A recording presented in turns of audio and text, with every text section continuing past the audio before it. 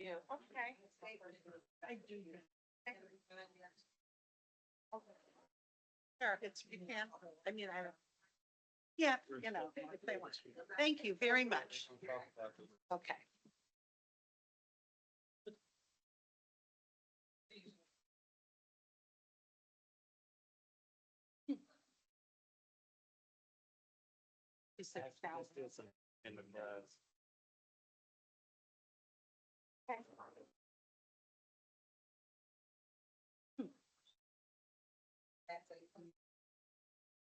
Thomas?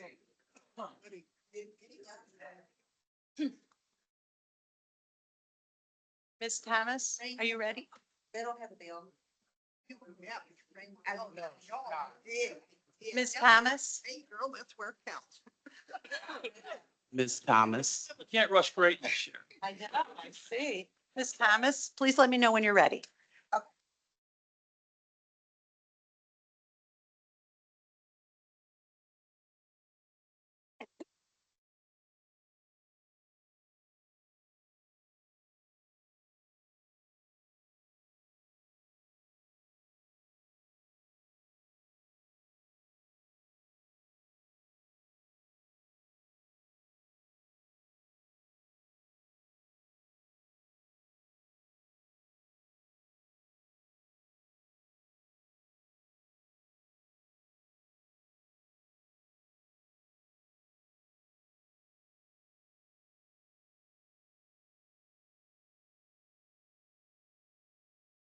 Ms. Thomas, are you ready?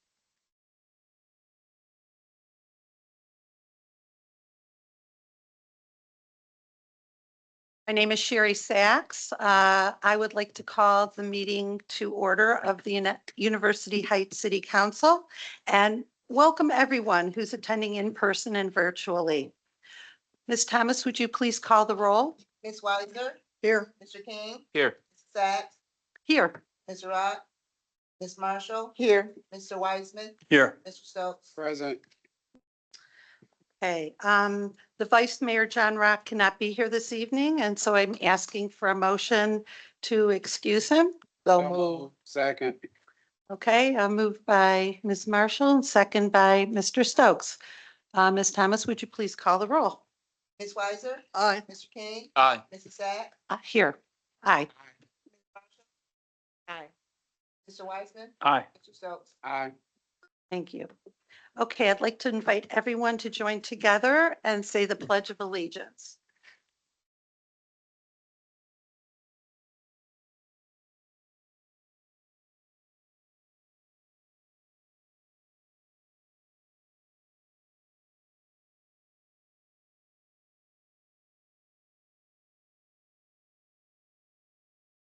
Okay, Ms. Thomas, thank you for the minutes from the February 17th, 2026 meeting. I'd like to ask for a motion to, about the disposal of the minutes. So moved. Okay, first motion by Ms. Weiser. Is there a second? I'll second. Second by Ms. Marshall. Any discussion? Okay, Ms. Thomas, would you please call the roll? Ms. Weiser. Aye. Mr. King, Aye. Mrs. Sacks. Aye. Ms. Marshall. Aye. Mr. Wiseman. Aye. Mr. Stokes. Okay, thank you. Item 4, additions and removals from the agenda, referrals to committee.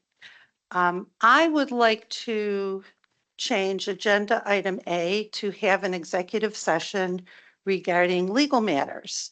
So I'd like to make that motion. Is there a second? Second. Second by Ms. Weiser.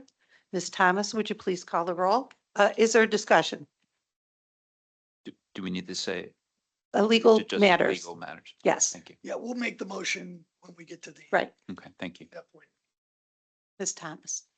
Ms. Weiser, Aye. Mr. King, Aye.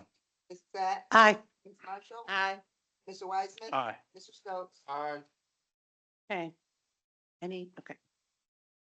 All right, item 5, comments from the audience. So I'll ask that whoever would like to make public comment tonight, come to the podium and speak clearly into the microphone. Clearly state your full name and your address. Each person will have up to 5 minutes, and I'll set a timer on my phone. And thank you very much. 551 Eaton Road. I've been corresponding on behalf of one of my neighbors, Mayor Weiss, about a peculiar issue on our block. There is a flock surveillance camera just across the line into Shaker Heights, pointed north up into University Heights. We have some questions about this, my neighbors and I. One is, why is Shaker Heights surveilling a street in University Heights? Who has access to the data that they gather? Why are they gathering it? And is the University Heights government have any say in how that data might be used? Are there any other streets in University Heights that are being surveilled from other communities or on behalf of our own government? And what is being done with that data? We know that flock cameras are controversial, and we know that we live in a time when we cannot rely on the good faith or best intentions of tech companies to protect information that they gather. So this seems to me to be a legitimate issue of concern. I understand that since the camera is not in University Heights, that it was not deployed by this council or by the mayor. But we are not in a position to gather that information from Shaker Heights. So I'm bringing this issue to the council, and I hope that you will investigate it. It's my understanding that a similar investigation is underway in Cleveland Heights. Thank you. Thank you. Yeah, I'm sorry, where was the camera again? It is on the, me want to get this right. It is on the east side of Eaton Road, pointing north up Eaton Road, just north of the intersection of Fairmount. It is within the boundaries of Shaker Heights, not University Heights. Shaker Heights extends 100 feet or so up the street, and that's where the line is. So it's just on the Shaker Heights side of the line. There's a solar panel and a flock camera. Okay. Thank you. Thank you very much.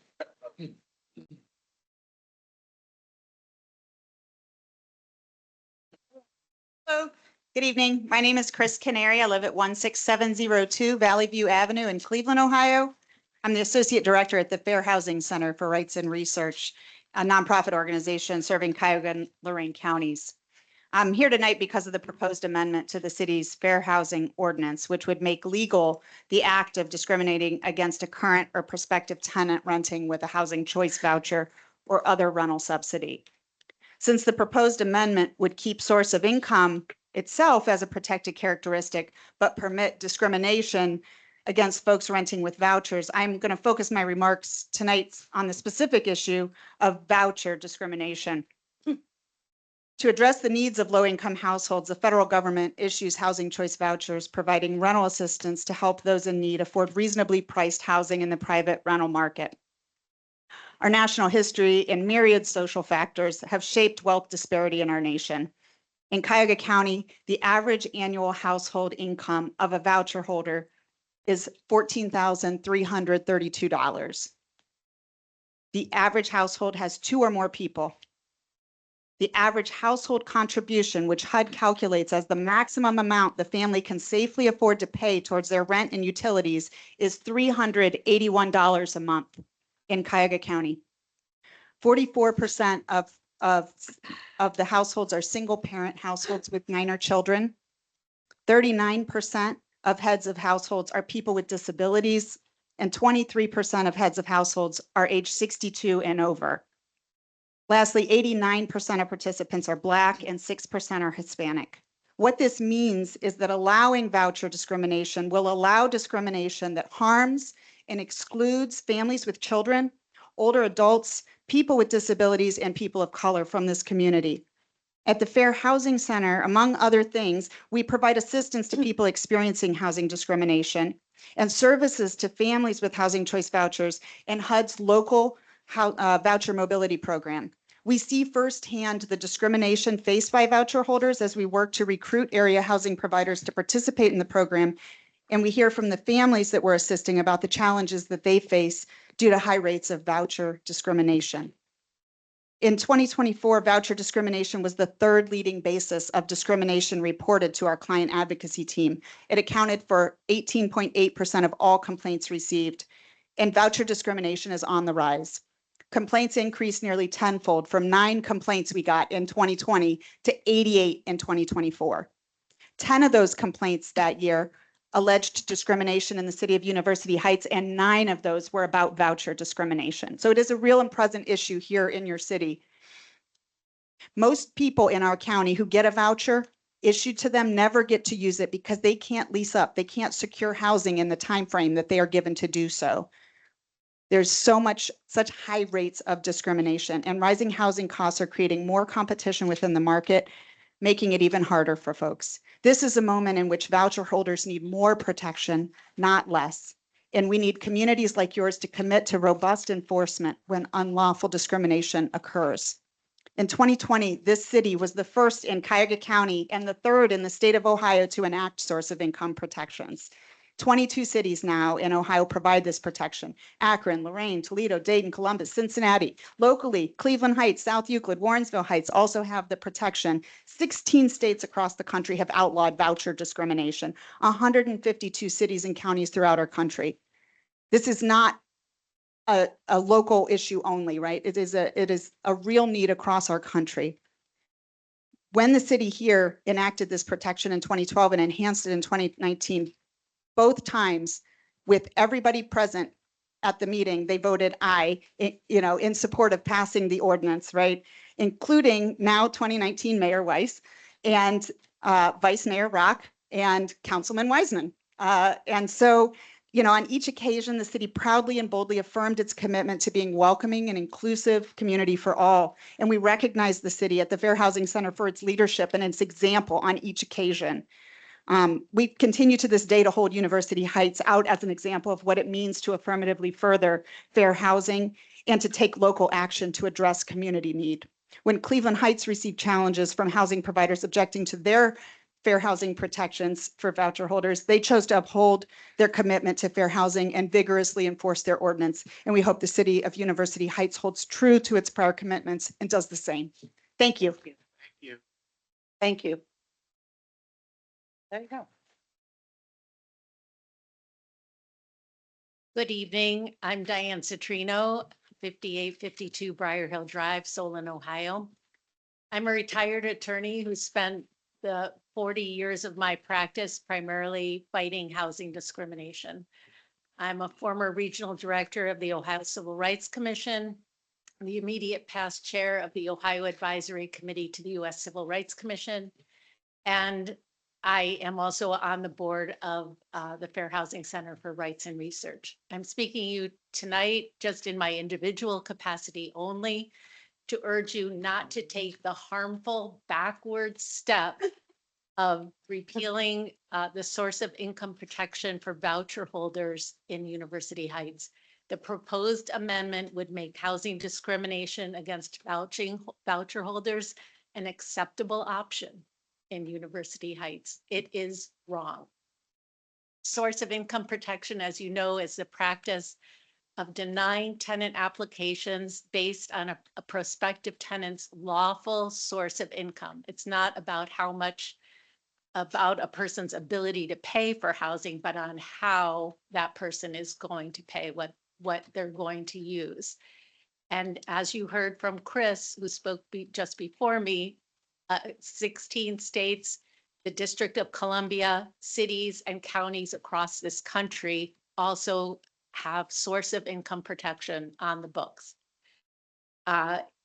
It's needed because of the affordable housing crisis that we face. Housing choice voucher programs are the most important way to provide affordable housing solutions to mitigate this crisis. They offer government funds to cover the difference between what a tenant can afford, usually 30% of their income, and the rest is made up through the government. And again, as you just heard, the primary obstacle is finding housing providers, landlords who will accept these vouchers. Making accepting a voucher optional offers zero protection. Source of income discrimination disproportionately impacts people with disabilities, families with children, and people of color. Households receiving housing choice vouchers are much more likely to have at least one member with a disability.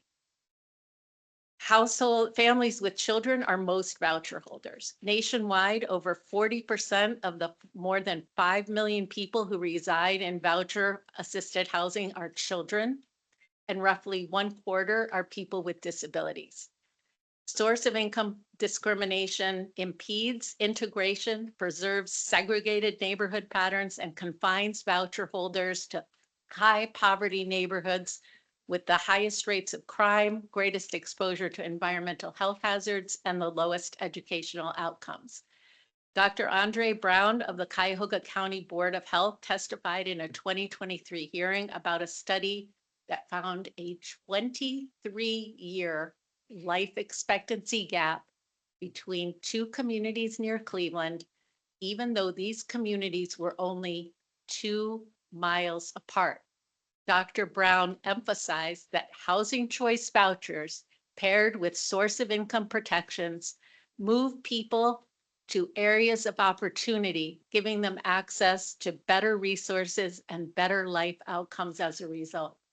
A study by Raj Chetty showed that younger children who moved to areas of higher opportunity were much more likely to attend college and earned 31% more in annual income over their life, showing that housing choice vouchers paired with source of income protection could help combat generational poverty.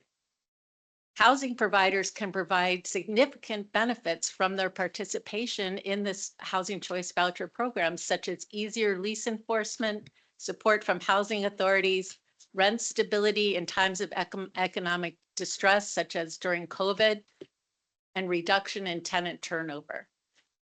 When landlords are caught violating the law, they should not use legislation to nullify the law they violated. That appears to be what this legislature is being asked to do. Source of income protection makes University Heights a more welcoming place for all people, including landlords who follow the law. Please do not abandon University Heights children and people with disabilities who rely on vouchers and source of income protection. Thank you.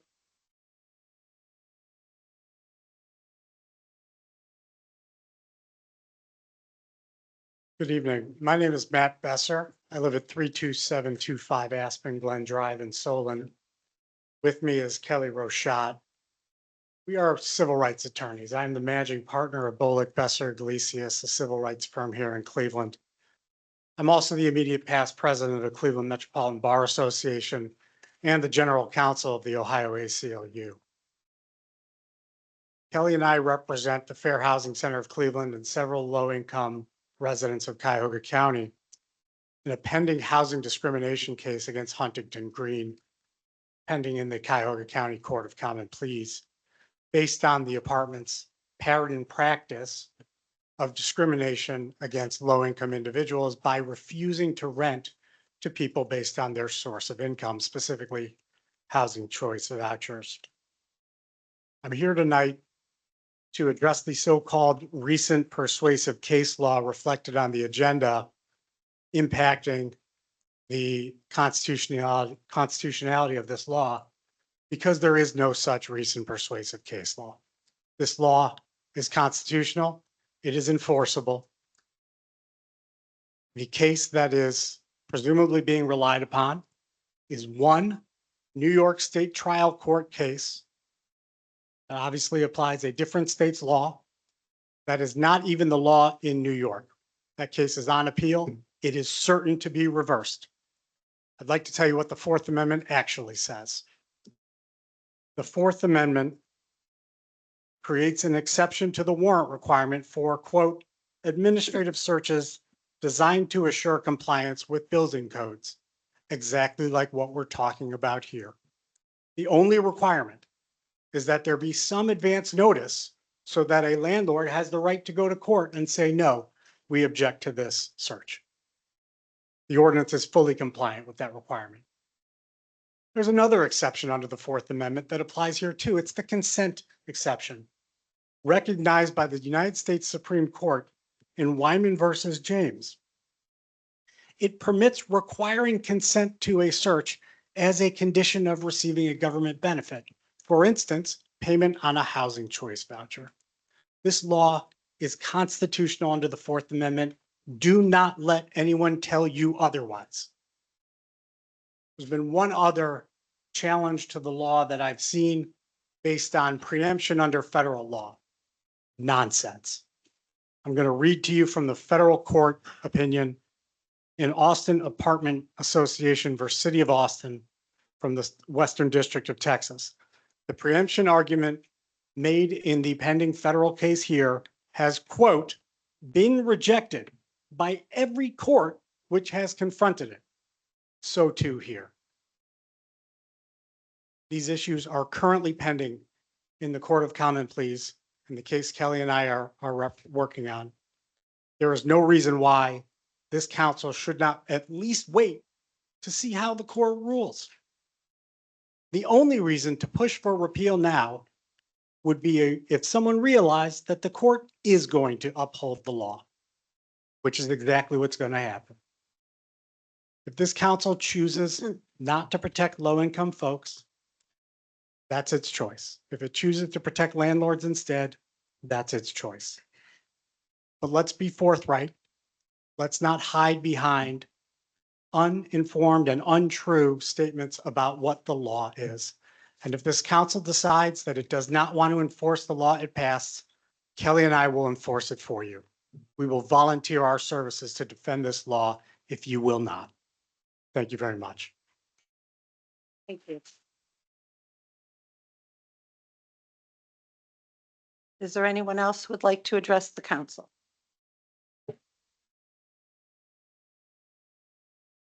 Oh,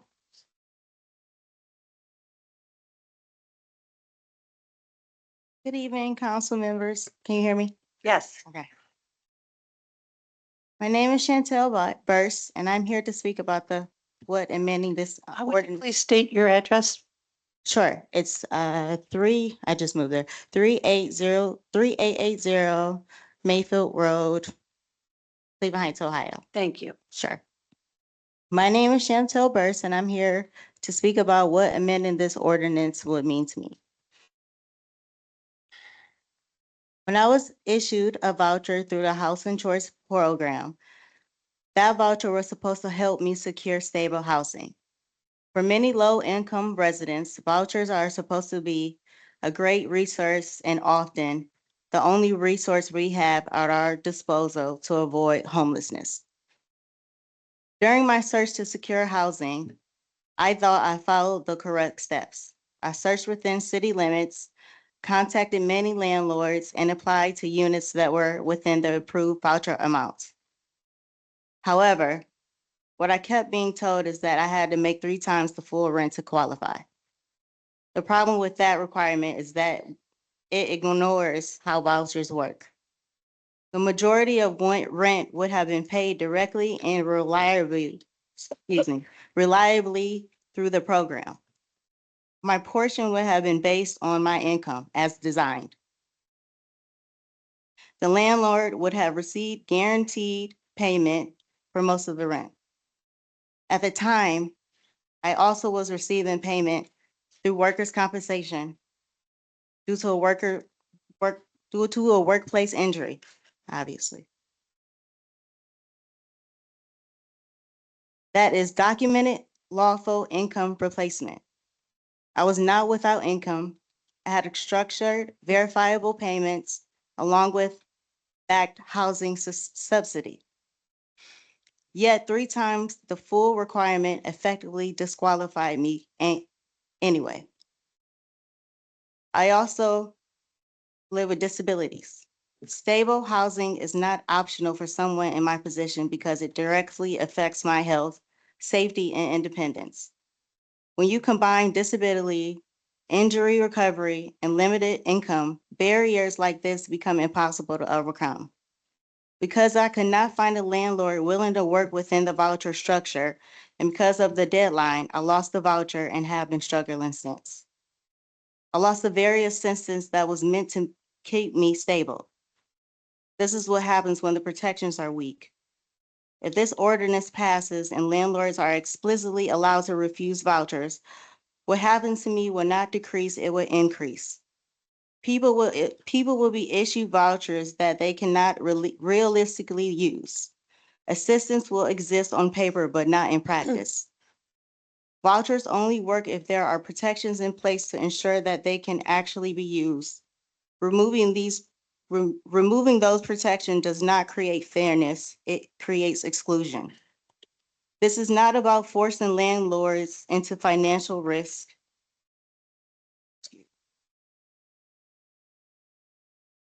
Voucher payments are funded and reliable. Workers' compensation benefits are structured and documented. The financial stability was there. What was missing was equal access. I'm asking you to not make it easier for residents like me to be turned away. Housing stability strengthens communities, reduces strain on public systems, and gives people the foundation to recover, work, and contribute. Please do not remove this critical protection from some of the most vulnerable members of our community. Thank you for your time. Thank you very much.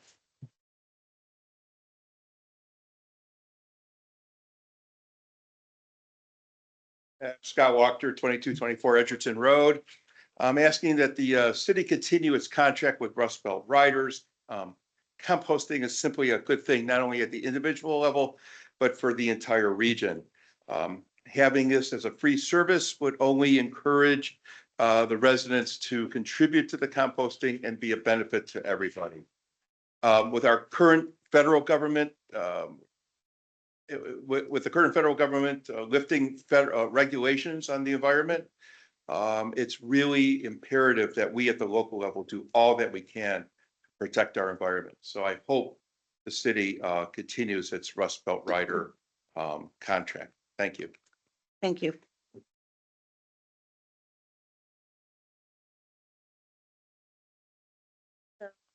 Catherine Bransky. I live at 2227 Edgerton Road in University Heights, and I am also coming to speak to council, asking them to continue the Rust Belt Rider program.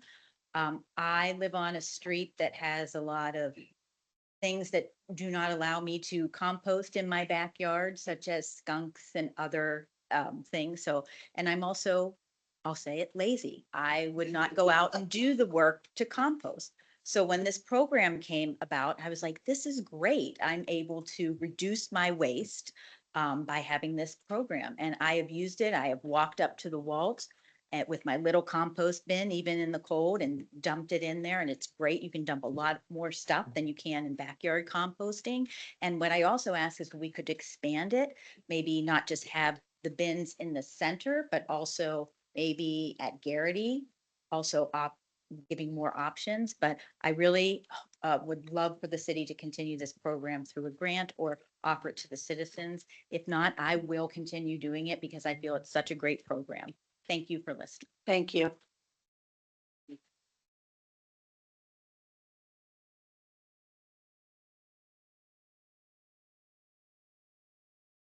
I'm Jeffrey Pearl, 2579 Lafayette Drive, University Heights. I want to mention again, as I had last time, about Rust Belt Riders, with the hope that we continue the program because it's been very, very successful. There was an interesting article that had been in the Plain Dealer or the Sun Press that talked about the meeting, and hopefully between the mayor and council, we'll be able to see things reversed, and we'll be able to have some support continued for the program for this year. Another interesting article that had been in the Sun Press is from Shaker Heights. And I'll quote from that. Last month, Shaker Heights Council unanimously approved a $125,000 contract with Rust Belt Riders who collect food scraps and convert it back to more than 300 cubic yards of finished soil on a monthly basis. It was an opt-in program previously, and then it was converted. They, in Shaker Heights, they have a sustainability coordinator. They received a grant as we had, and they had over at Lomond School, but they now have a fairly expansive program with 6 collection points throughout the city. So it would be my suggestion that it should be considered to expand the program. And it has been found by the Sustainability Committee that if we were to have another site that would be east, that would contribute to expanding the program further and collecting more material. I also don't want to leave here without saying something about fair housing. Fair housing needs to protect against discrimination in all forms. Protections and legal responsibilities must be in place for tenant and landlord alike. The law must apply to everyone without favor. University Heights should continue source of income protections. We need our local government to work for the good of all who live here. At the very least, this proposed ordinance should require more thought and consideration than would be allowed in an emergency measure. There must be time for further discussion on issues presented and all parties that would be affected. Thank you very much. Thank you.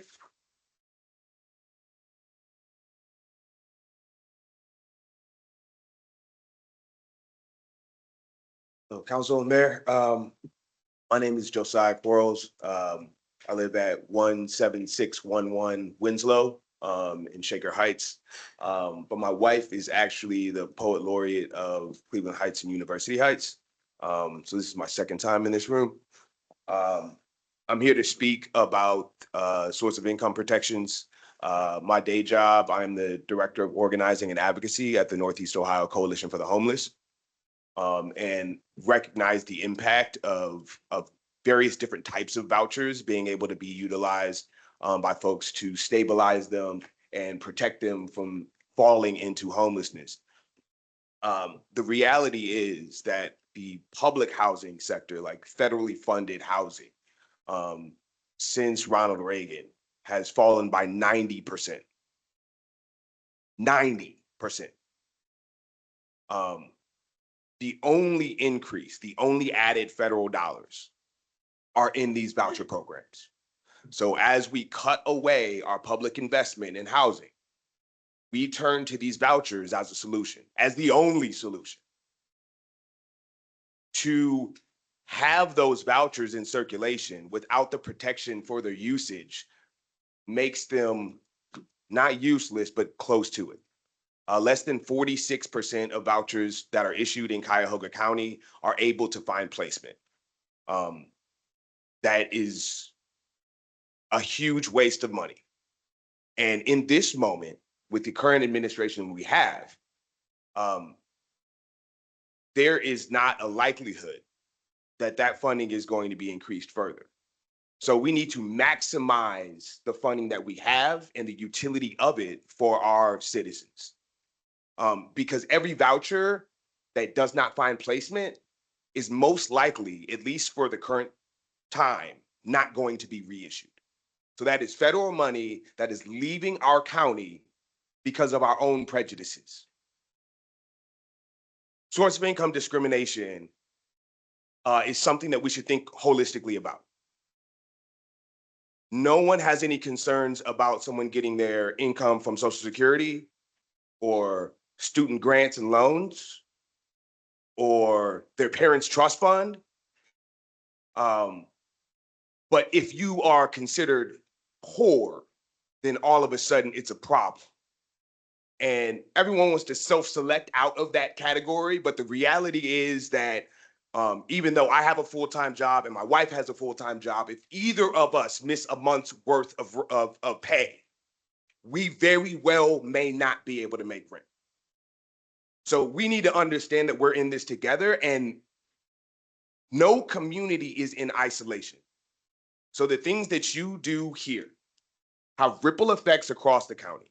You set precedents here, right? You impact people here, but those people, they move, right? You create conditions that are then revisited upon you, and you may not like the revisitation, right? So take the opportunity right now to insulate yourself from that by doing the right thing and not folding like a cardboard box from the pressure of landlords or property owners, because no one is inspecting their source of income. Okay, no one looks into where somebody got the money to buy some apartment complex before they rent it out, whether they do that ethically or unethically. So we should have that same respect and dignity for everyone who is just seeking a basic human right. Thank you. Thank you.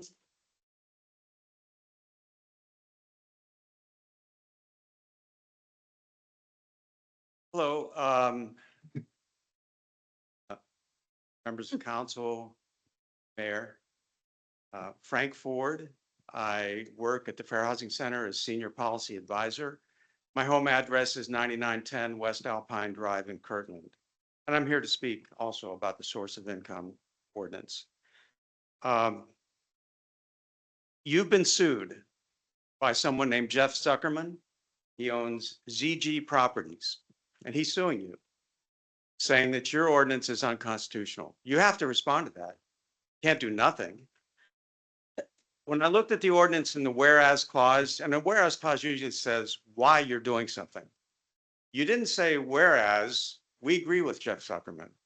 You didn't say, we don't think source of income is really valuable anymore, so we're getting rid of it.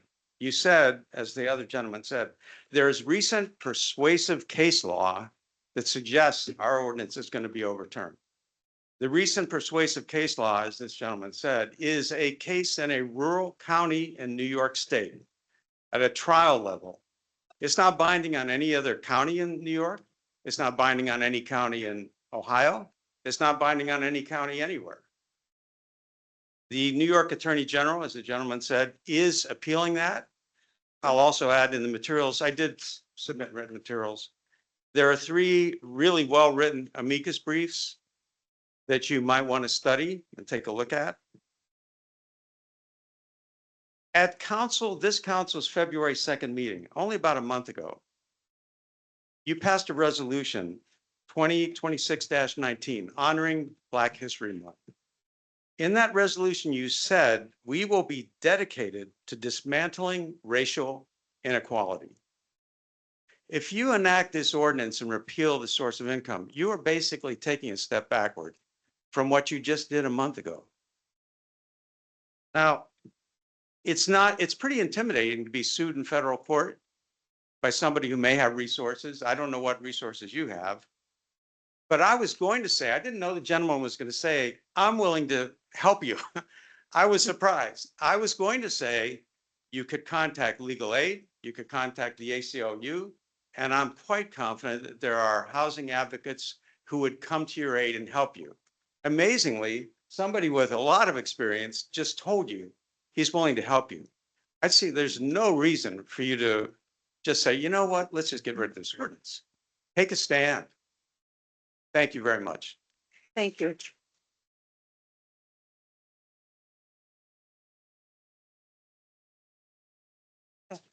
Anybody else?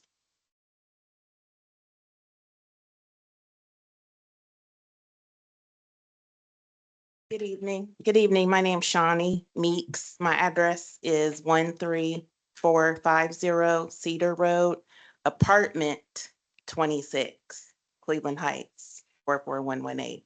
The reason why I say apartment 26, I've been looking for affordable housing for over 2 years now. I've gotten a 3-day notice. Legal aid will not help me unless I get a court notice taped to my door saying that I have to move immediately. I make $1,100 a month on Social Security disability, and my rent is $875. That leaves me with no money. I don't qualify for a voucher as of yet. I think everybody in this room needs to call down to CMHA, get nobody on the phone. When you do get someone, there is a waiting list 3 years long, at least. So until I end up on a tent or sleeping in somebody's parking lot, that's when somebody will realize I'm blind in one eye because I have a disability that no one sees. I fought familiar cases of discrimination. I fought, obviously, I'm a Black woman, so how many times I have to go through that? Calling on the phone to get apartments, tell them you make $1,100 a month. Click. They don't even want to talk to you, but they'll take a $35 application fee that's non-refundable. Last 3 months, I probably spent over my budget to apply for apartments they're not even going to let me even look at because of my income. So is that fair to me? It's not. So what I have to do is I have to borrow money from my military son. What if he comes home disabled? By God's good graces, that never happens. But then the conversation's totally different when you talk about veterans. Well, when you apply for these things, you fill in the bubbles. Are you a veteran? What kind of status do you have? Which I never thought that I'd be on this flip side of having no money. I did 8 years at the Attorney General's office collecting taxes for all 88 counties. I had a bad car accident. Come to find out, I was born with a rare brain condition I never knew until I was 43. Now I'm 54. I'm not 55. I cannot get into a senior building, period. I have like till November to turn 55. So what am I gonna do? My landlord does not care.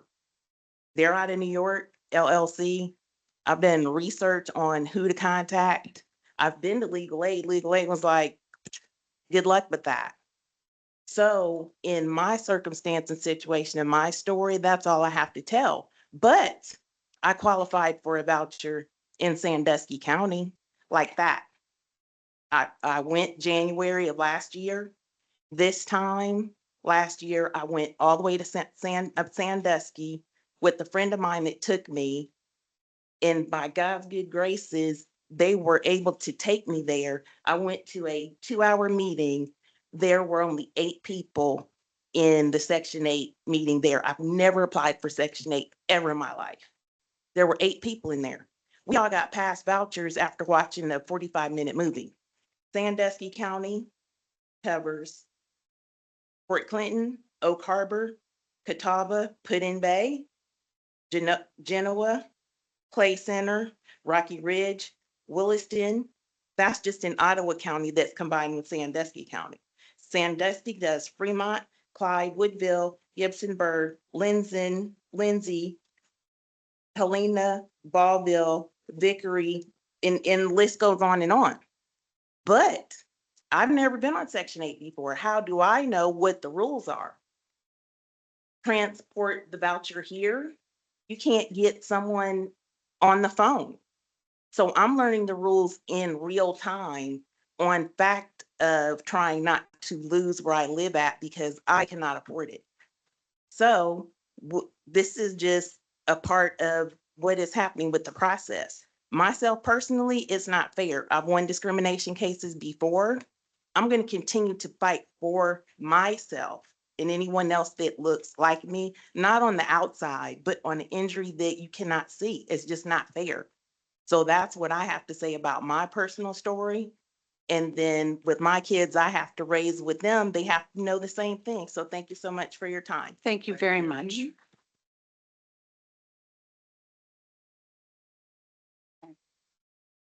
there anyone else who would like to address council? Okay, thank you very much for your comments. Okay, item 6, reports and communications from the mayor and the taking of action thereof. Mayor Weiss. Thank you, Councilwoman Sacks. A few things, and then I would like to address some members' comments from the audience.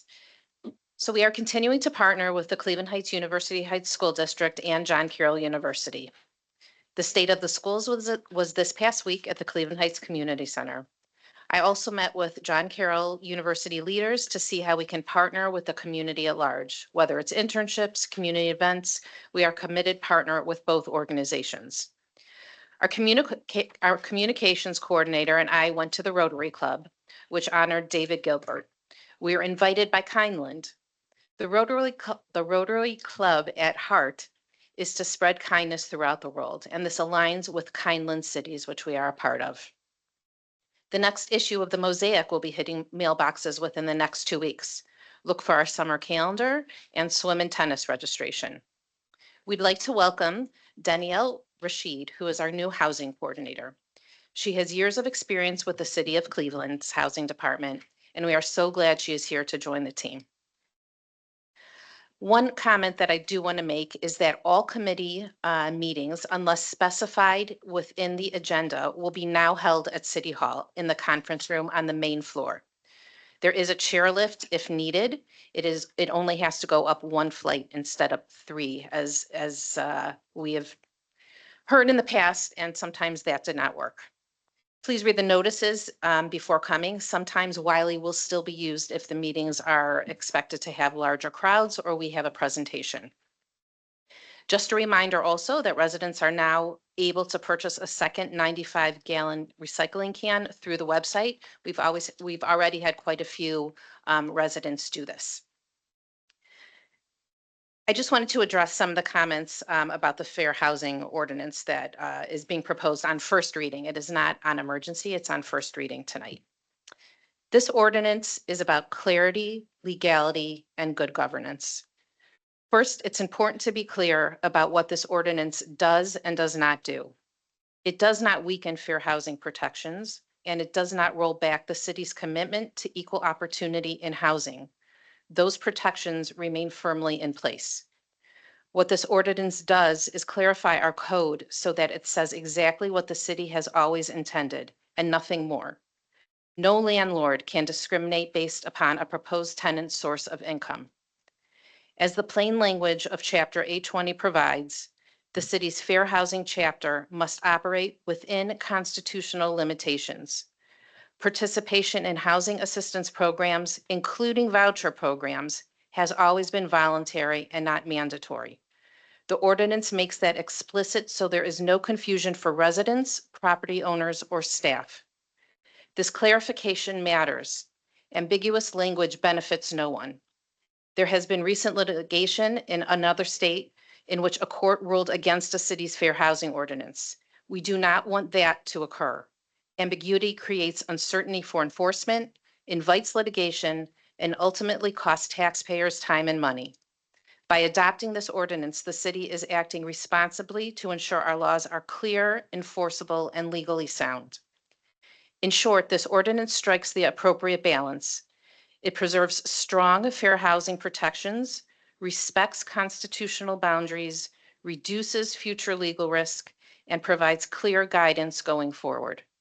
And to be clear for anyone listening tonight, this ordinance does not choose sides. It chooses clarity, fairness, and a law that protects residents while operating squarely within constitutional limits.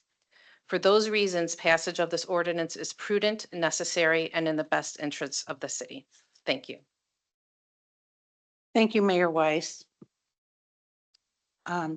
Item 7 is reports and communications from City Council and the taking of action thereof.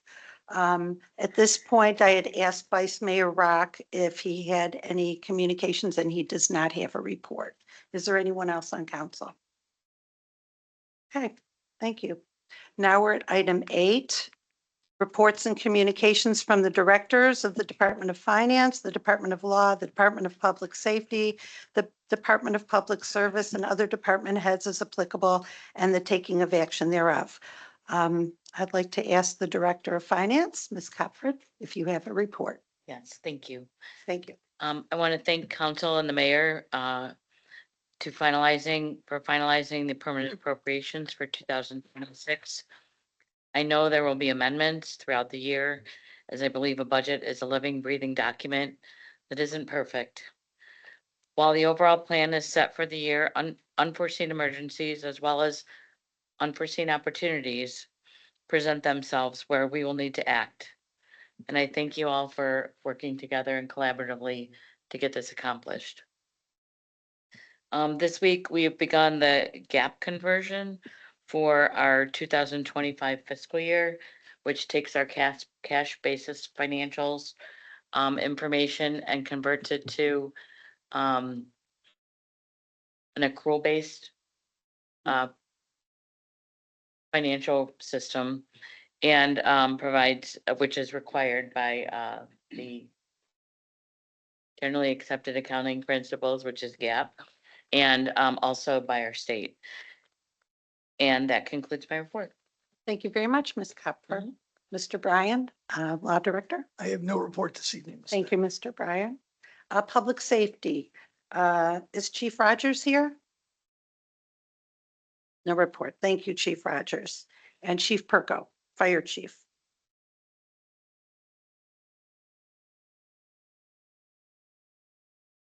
Thank you. Good evening. March marks the beginning of spring weather season. We transitioned to warmer months and the increase for storms and high winds, floodings. The state of Ohio has their Severe Weather Awareness Week. It takes place on March 15th through the 21st. We encourage residents and members of the community to review any home emergency plans or plans at their businesses and to look for resources online and social media. During that week, on Wednesday, March 18th, the state also does their statewide tornado drill. It'll be at 9:50 a.m. We also recommend that people in the community look to purchase things such as home weather alert radios. They're pretty cost effective and they work on battery or crank mechanisms, in addition to any mobile phone alerts for emergency broadcasts. Lastly, we know that preparedness saves lives, and we encourage everybody to look on the County Emergency Management Agency's website for the Ready Notify system and enroll their phones and contact information to get those critical alerts, not only from the county, but our city as well. Thank you. Thank you, Chief Perko. Our Service Director, Mr. Pennington. No report. Thank you, Mr. Pennington. Building and Housing, Mr. Bartley. Building Official. Oh, and Ms. Rashid. Mayor and council, there's no report for the building department, but our new housing coordinator is here to provide a report for the housing department. Welcome. Hello, Council and Mayor. My name is Danielle Rashid, and guests here. I am the new housing coordinator, and the report is that I am happy to be here. And thank you for having me. My name and information can be found on the website for University Heights, and I am eager to learn and bring my expertise as well. Thank you very much. Thank you and welcome, Ms. Rashid. Okay. Our City Engineer, Ms. Mockbee.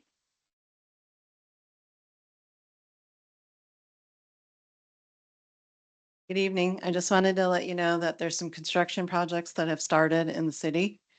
There's another gas project that started this week on Silsby, South Belvoir, in Groveland. So that's Enbridge is in charge of that project. And then they're still working on Ashhurst, Edgerton, and Silsby, the west side of town. I just wanted to give you an update too, that the Cuyahoga Council is going to be approving the Warrensville Center Road resurfacing project at their March 24th meeting. And that the contractor was, who will be receiving the contract is CA Agresta Construction Company. And that contract is going to be awarded for $6,224,147. They anticipate the beginning of construction to be next month in April, and the end of construction is in June of 27. University Heights is phase 2 of that project, so most likely our construction wouldn't be until next year. But just wanted to bring that back to your attention that that project is moving forward. And then out of my office, we're working on our street repair program and we're working on our pavement marking program, plus a couple other things that the mayor asked us to look into. So it's busy time of the year. Any questions? Yes, What part of Warrensville are they going to be redoing, or is it all of our Warrensville? it's all of Warrensville. Oh. It goes through two cities, South Euclid and University Heights. So next year, it's going to be under construction. And the islands that they put in, Those are going to be removed. Amen. Good. Mhm. They're going to reconfigure Um, that part of Warrensville? well, just with paint markings. Anybody else? Okay, thank you, Ms. Mockbee. You're welcome. Communications report, Ms. Kraus.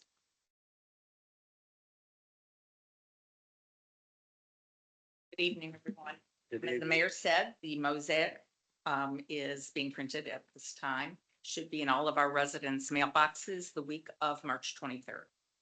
I also am very happy to report that as of this afternoon, we were granted the Cuyahoga County Community Recycling Awareness Grant, which will help us educate all of our residents about recycling, what you can recycle, what you can't recycle. It'll be very specific, and we're looking forward to getting that into all the mailboxes as well. Questions? Thank you very much, Ms. Kraus.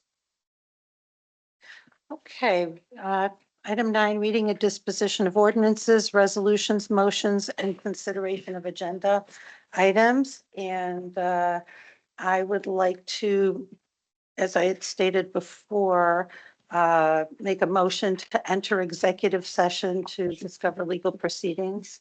Ms. Sexton, the motion would be specifically motion to enter into executive session pursuant to Ohio Revised Code Section 121.22 G3 to confer with the city law director about pending litigation.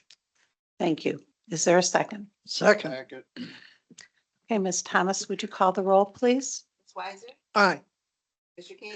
Aye. Mrs. Sack? Aye. Ms. Marshall? Aye. Mr. Wiseman? Aye. Mr. Stokes? Aye. Okay, we are now in executive, we're going into executive session, and after we're done, we'll come back out and go back into regular council. Thank you. How far are we going? Huh? Should I take my computer or? You can't say if we do that, I'm just gonna call her.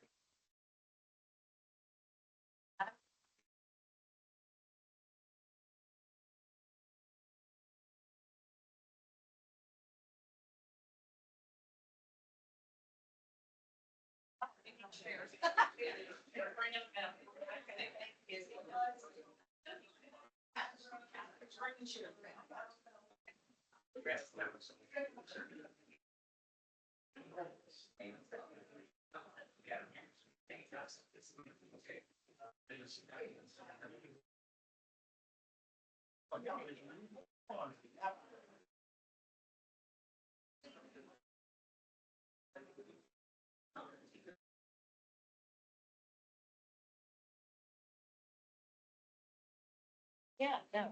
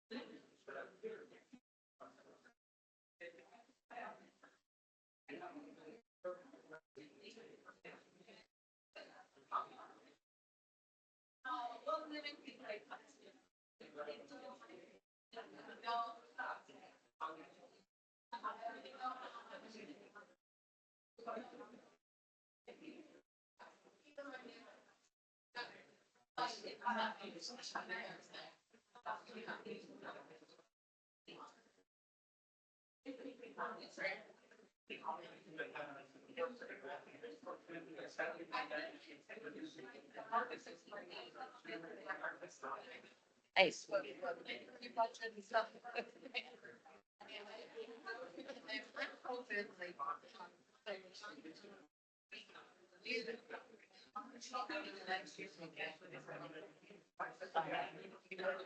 Right.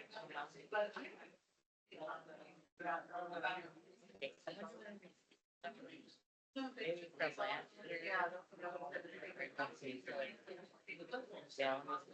Number.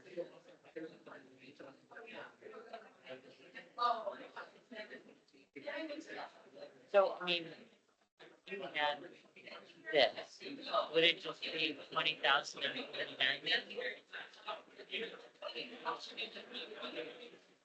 Or do you want this to be 25? Because they're going to different accounts, so that.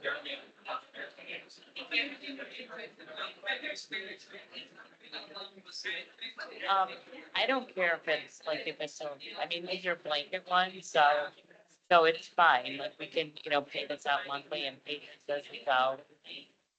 But are you saying it's gonna be on? Okay. Okay. Yeah. Yeah, I think they did.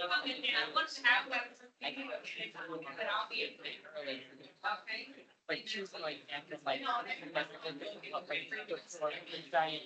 Because they like it, so that's the problem, so.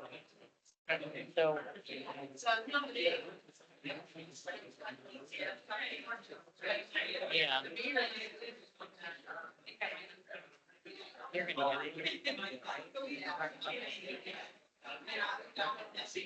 you have someone there.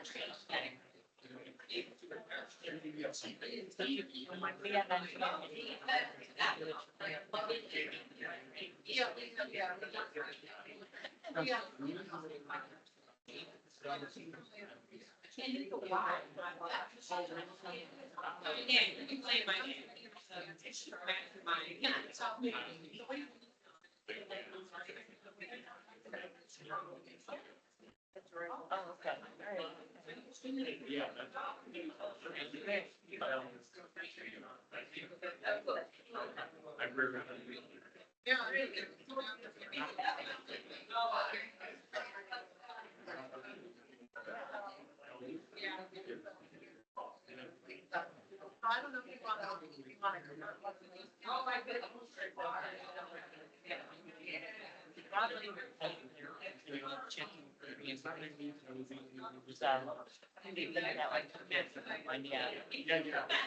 Yeah.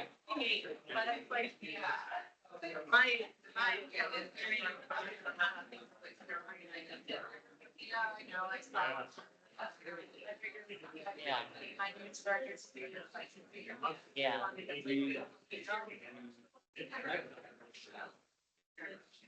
So you don't think you'll need anything in Jason?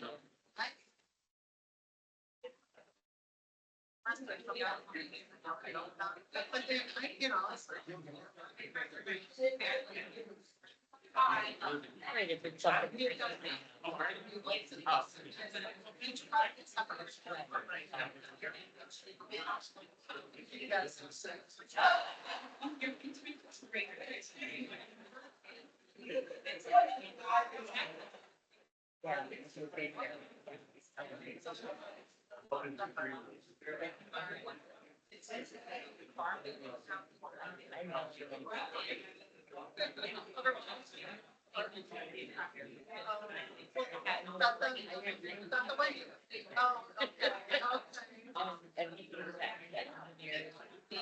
We had our building.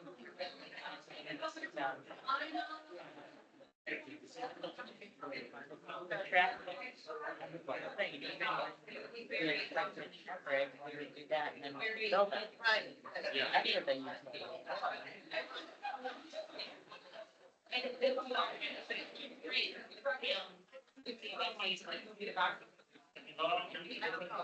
I mean, we didn't know that.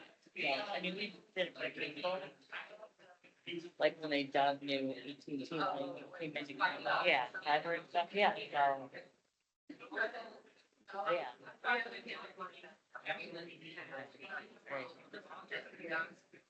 Have you been electric? I feel like we did it for electric too.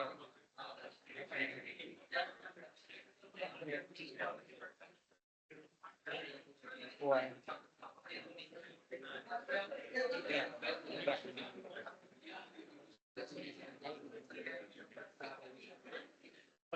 Yeah. I have the invoice.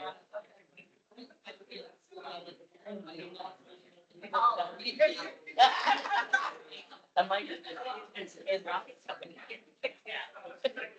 So I'm sorry. And then I'm getting the documentation, so I'm getting the check tomorrow. Can't put check, so. And the third one, you haven't been.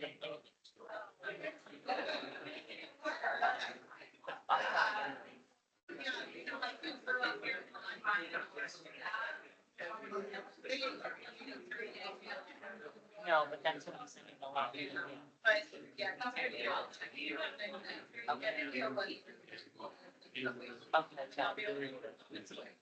All right, guys.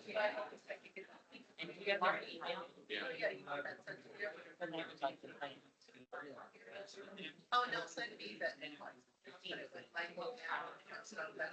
Oh, okay, better. Yeah. But I'm trying to get the cancel checks. And I got this council one, I found that. All right. So. And then I have to go.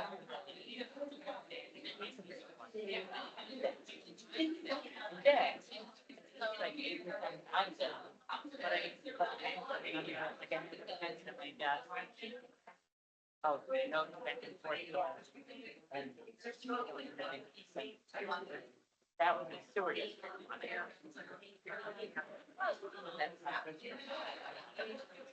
And gave me a name.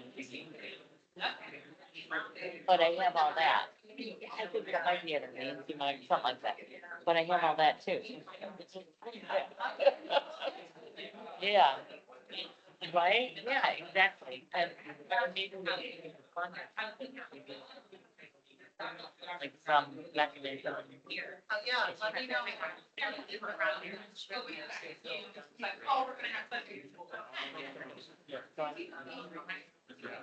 Yeah.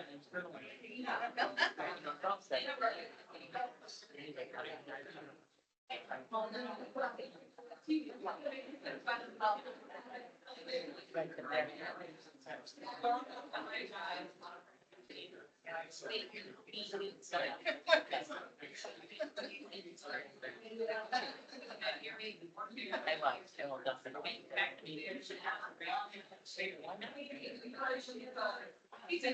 Because we still have to inspect it.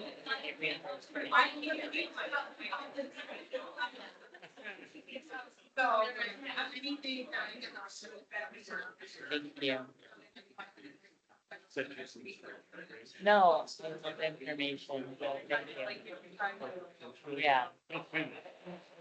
I'm working on it. I have a staff. Yeah.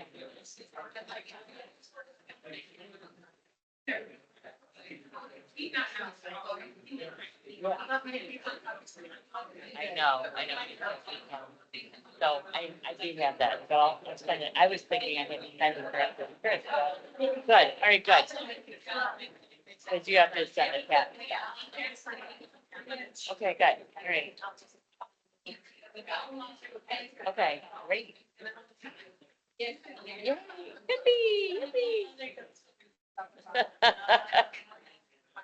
Right, all right, good.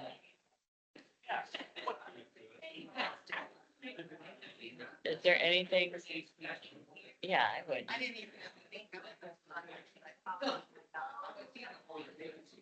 Yeah, yeah.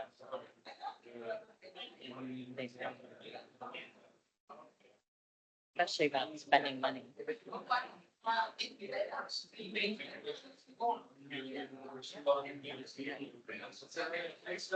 Everything.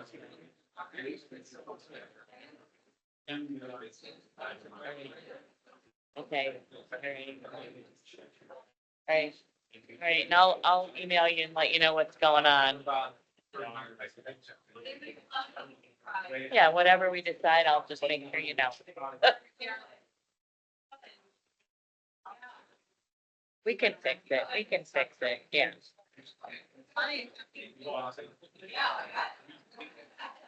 That's good, yeah.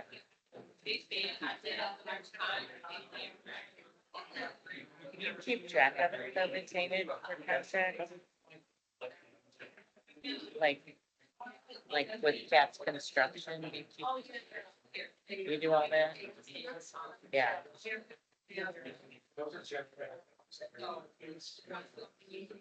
And do we know that we have like that retained? Like, did we get, like, cause you know how you withhold it a little bit?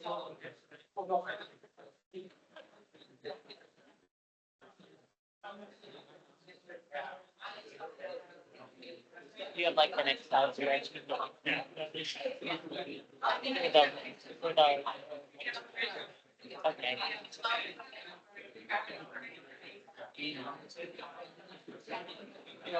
Percentage payable at the end of 2025. Okay. Yeah, I've seen that.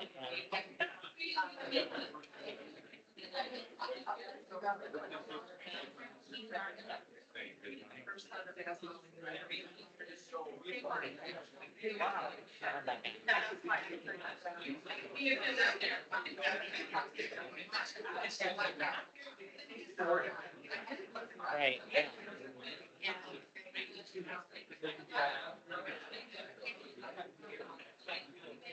Well, I just need to know, like, at the end, like, what for the audit, yeah, like what the retaining payable and what's it for.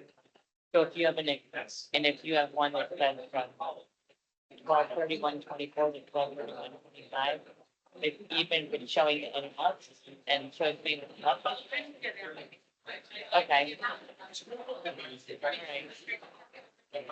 Oh, yeah, yeah. Right.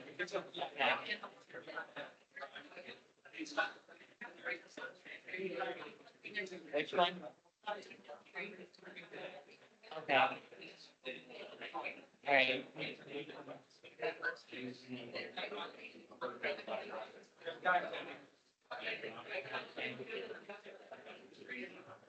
Yeah. I mean, even if there's, yeah, and even if there's notes or if you have like the scribbles minus and plus. I just. Cause I'm, yeah, right, yeah.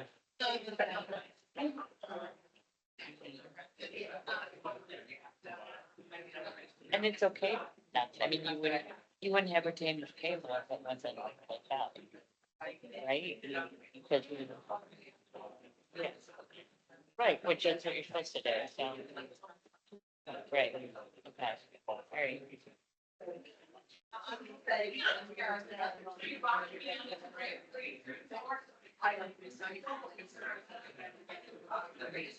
Yeah.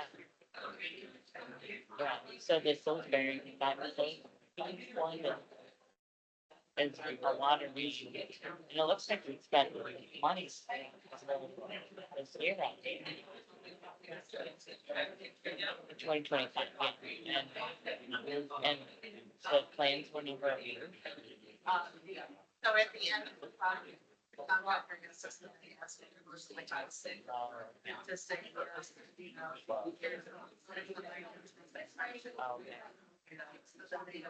And they didn't do it.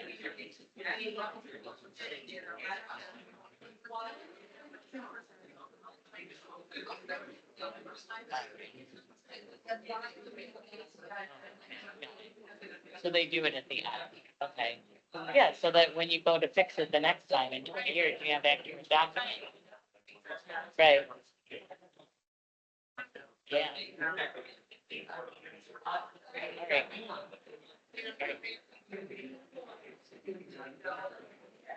Okay.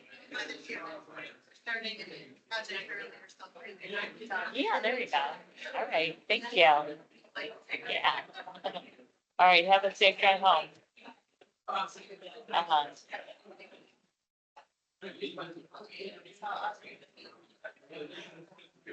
Yeah, I'll fix this, yeah.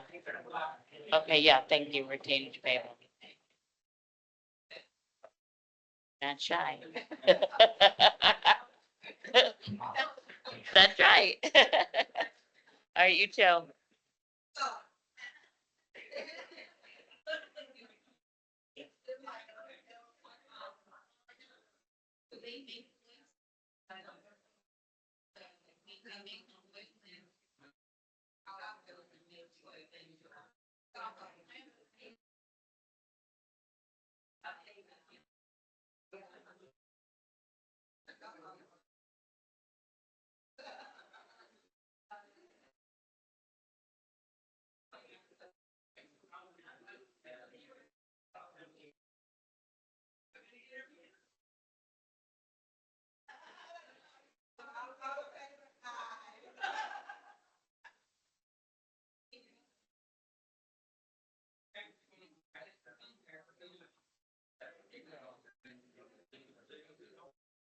I'm sorry, what? Good, how about you? Good so far. Oh, no.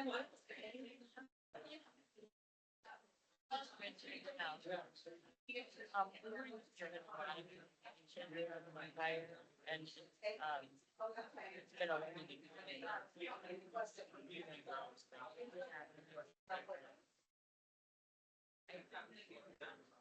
told him that Andy. Okay. Okay,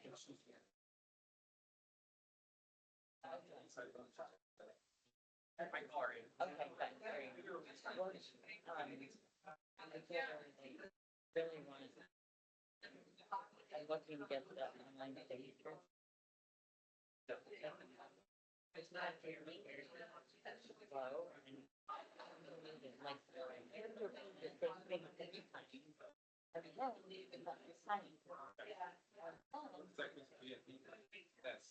Exactly, yeah, yeah, I mean, it's, and I think that it can.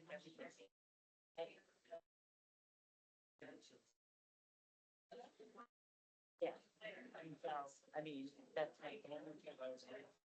Yeah, I know, I know.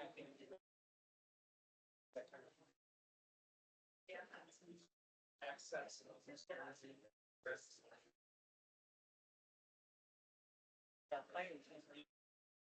Yeah, so I mean, just like. We'll bring up paperwork and.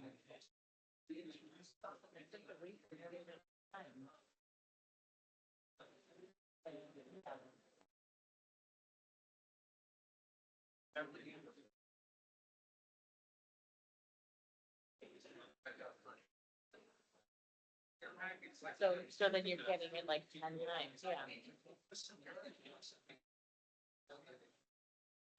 Great, you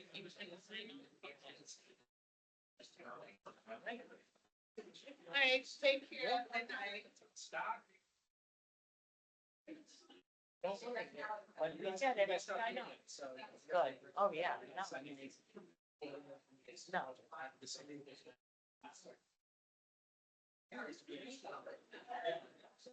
Oh, no, yeah. But I'll flip it over and read out those nasty people who can't handle the voice. Like. Yeah. Yeah. Yeah. Yeah, no, that, not making big changes yet, but I want to make sure, there's always, we do too, there might be unintended consequences that happen, so.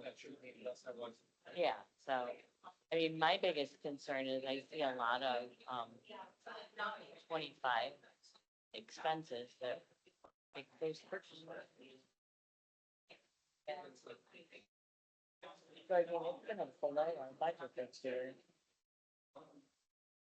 And I don't. I'm just saying what's the deal. You said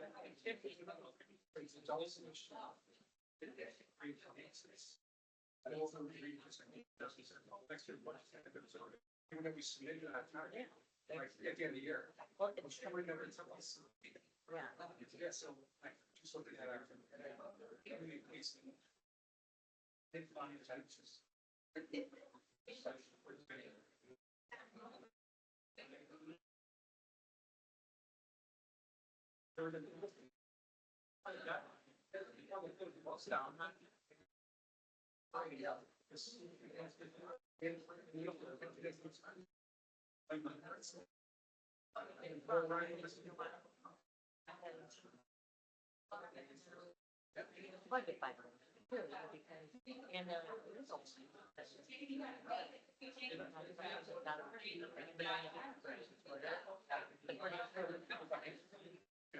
Yeah.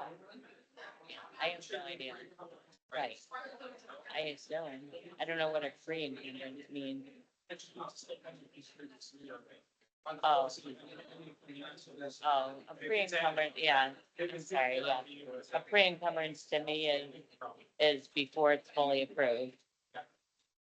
It's just an open encumbrance for something you haven't done yet.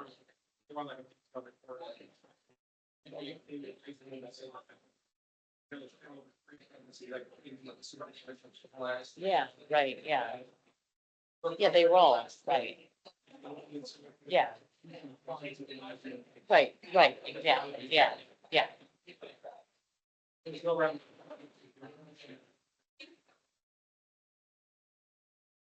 No, I know.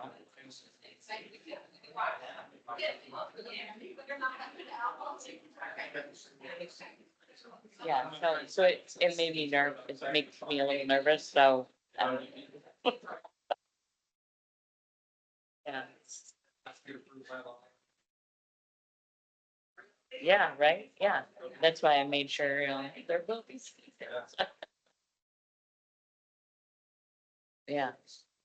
At sometime I'm gonna come over and check out your digs there, when you're. Cause I've never seen the police department, I've never went to the fire department or the building.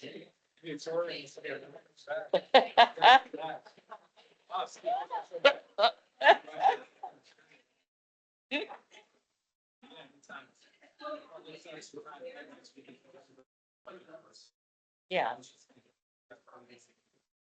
I know, I wanna get this passed so we can post it, so we can see what the damage is.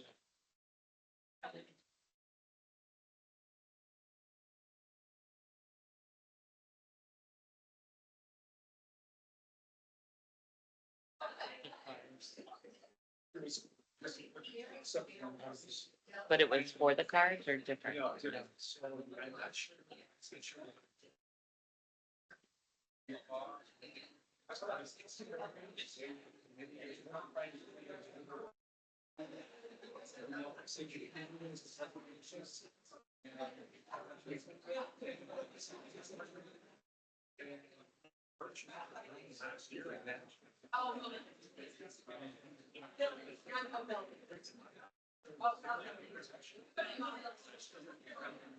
Is it encumbered? You have it?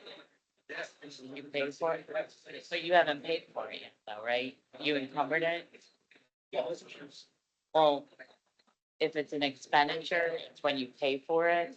And like last year and this year, all, like it's, that drone will show up as an expenditure. Because we encumbered. Well, in that purchase order that then, once we post the budget, so, that purchase order. And then that'll be one of those pre-encumbered items. Oh, oh. Do you know? Nope.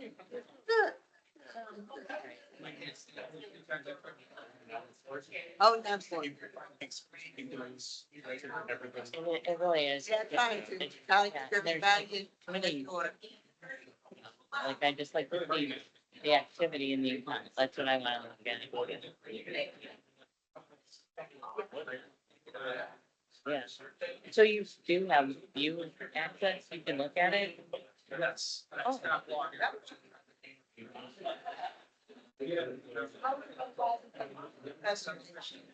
Oh, okay.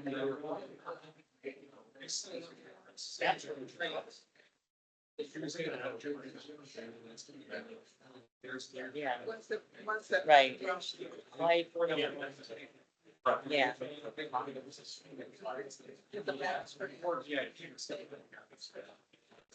How many?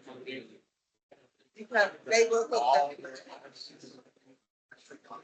We had six hard copies. Yeah. So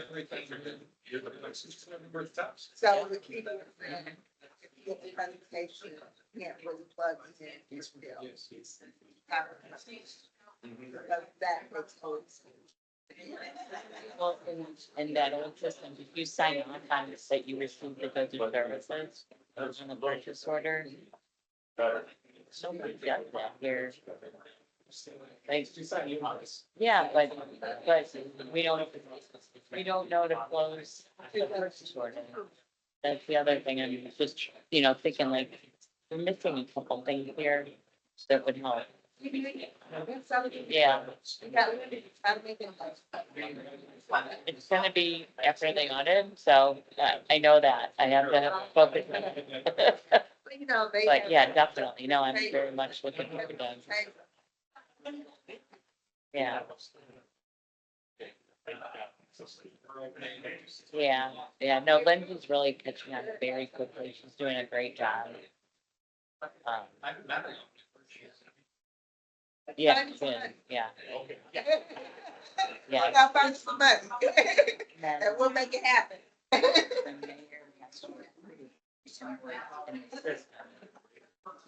Before, okay, so like you go to the thing. I mean, like. It's on there. Yeah. I mean, it was this way before. All the mayors, they actually know. They're up front. Why? Right, and the goods and services are gotten. And then you're gonna question the invoice, like. It's kind of like, it is, right? Yeah, that's, I'm just like, it's very strange to me. So that's not a good control because it's too late. Yeah. Right. So you better hide your drone. No, I'm teasing. That's just a,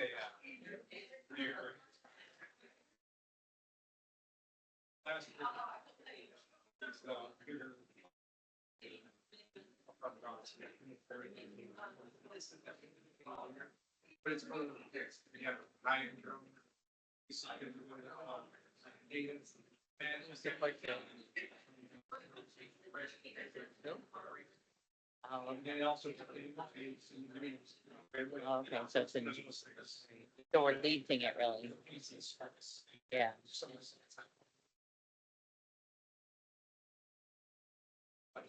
So do you own the drone though? Not necessarily.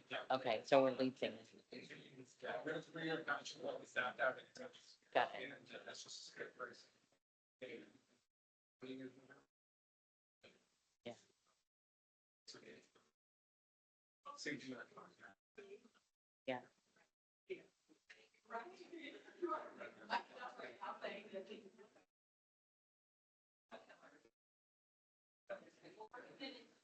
Uh-huh.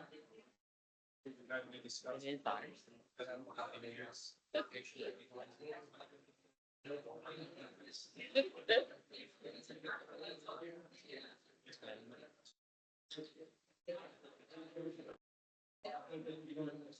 Oh, yeah, no different at all. It, except different, we don't have that many people in there usually. Is there really? That's good.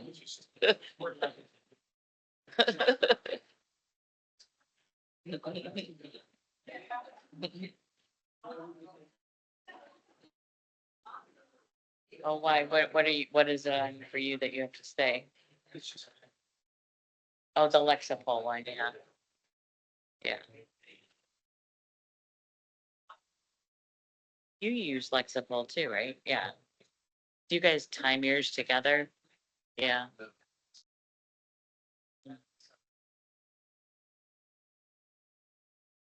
And do you use Craven for your software? No? Do?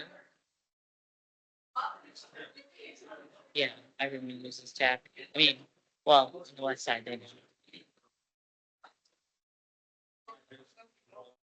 Oh, yeah, yeah.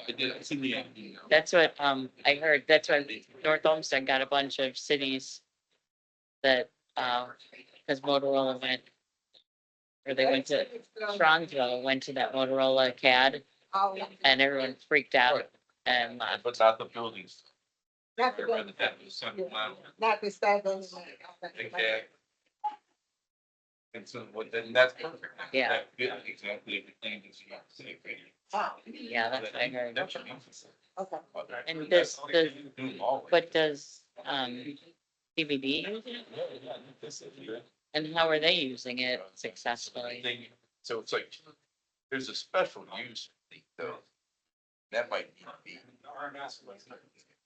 See, I don't do variance. So this is where I can complete this. So like. It's an A3 house assembly. The only thing I worry about with Craven is that Single family. he's the guy. Not That's allowed. the thing that I always worry about, like, My interpretation, mm-hmm. not allowed. You wanna do it. Is it Nick? Nick? Yeah. Covered. Wow, that's very. Well, We get this 1270. But Do you think it's affordable? I mean, or did you pay about the same amount? But who did your dispatchers before? Dispatching before? because I think the special. So you had an officer doing it? Yeah. Exactly. This. Did you have?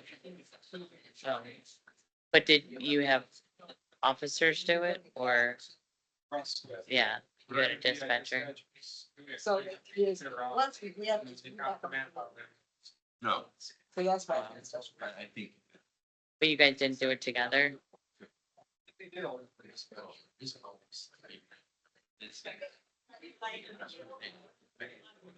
Oh, okay. Clear. Oh, okay. And it. Oh. So yeah, like this here. Mhm. I mean, it's, yeah. You can't. Everyone. I mean, it seems to make sense to do regional dispatch. Yeah.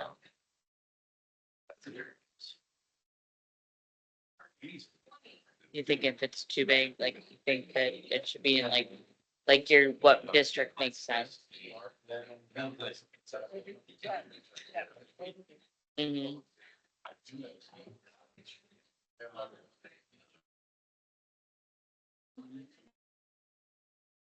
Kingdoms. Yeah. Oh, yeah.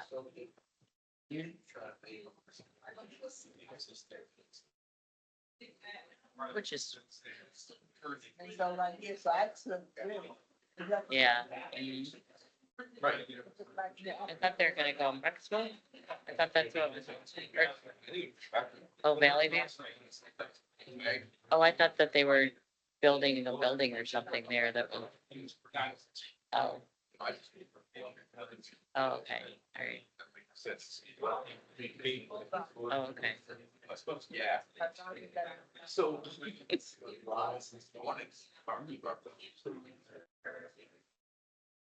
Well, North Olmsted tried to go to CBD a few years ago and all the unions. They won't know my name. I'm like, yes, they will. They'll have caller ID. I mean, like, you know, you remember when you used to have the Garmin? I mean, maybe you guys are too young. The Garmin, like, that had problems. This one's pretty good. So, like, I would, That is our action. Right. Right, I mean, something. yeah, I think it's, but yeah, if the county, yeah. Right, and if it went directly there, like, get rid of county dispatch. And like, it's crazy that it takes that long to get transferred.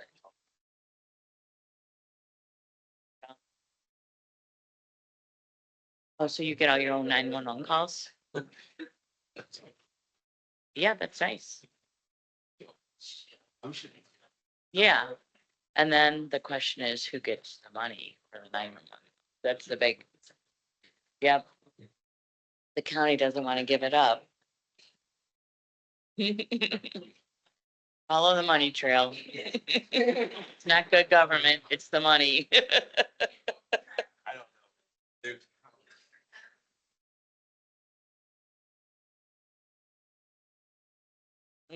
Oops. I don't care.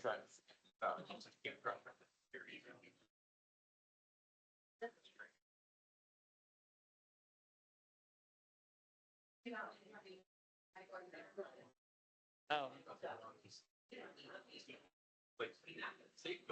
Oh, I thought it said 32 weeks.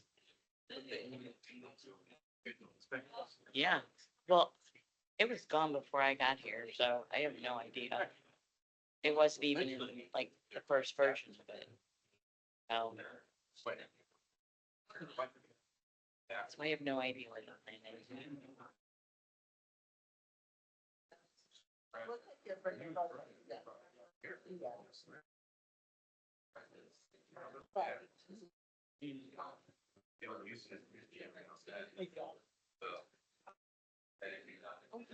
How was the thing that you were going to pick up at the squad?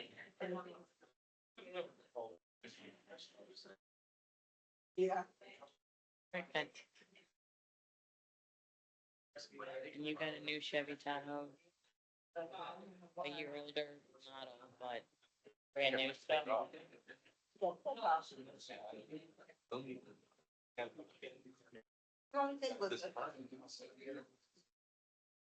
Good. Yeah, I drove by and I saw one that was smushed.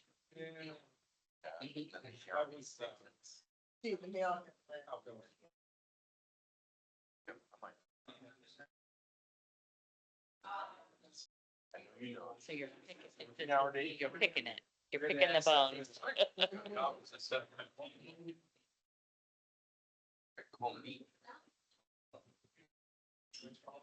You're welcome. Thank you. I'll get this out tomorrow. Yeah.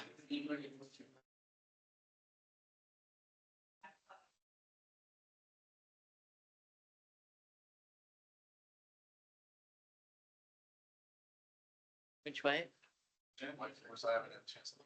Oh, okay, yeah. Oh, yeah, how did it go? Good? Yeah. That's fine. I have plenty to keep me busy. Do not worry. Hey, how you doing? Almost an employee? Almost, right? Yeah, 30 some days. Woo-hoo. Nice. Right? Yeah. Where you going?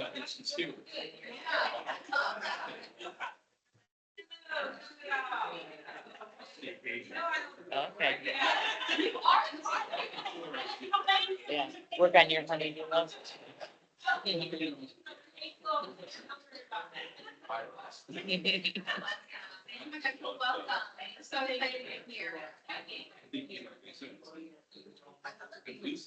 Yeah, for sure you should.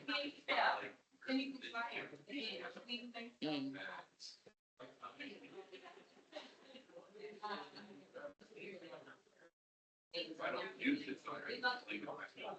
Right, yeah. How are you? Good, how you doing? Good, good. How are things? What the touch base? Where were you before? Yeah, yeah. Okay, that must have been fun. Tell me when you. Oh, I'll come over there. I'll come running. And I'm on the. Okay. We chilled, not, well, not chilled. I know what you mean, yeah. Oh, okay. But we're there. Okay, Oh, wow. okay, yeah. I'll come over and see you. Yeah, so we can chit chat. Yes. Give me the ins and outs. Yeah. And the lowdown. Yes, yeah. You know it. Thank know you. it, yeah. And I'm moving, I'm gonna be moving. Okay. I actually got. Oh, good, okay, yeah. On March 1st. I love it, but, and, you know, I wouldn't have to go out. But I got.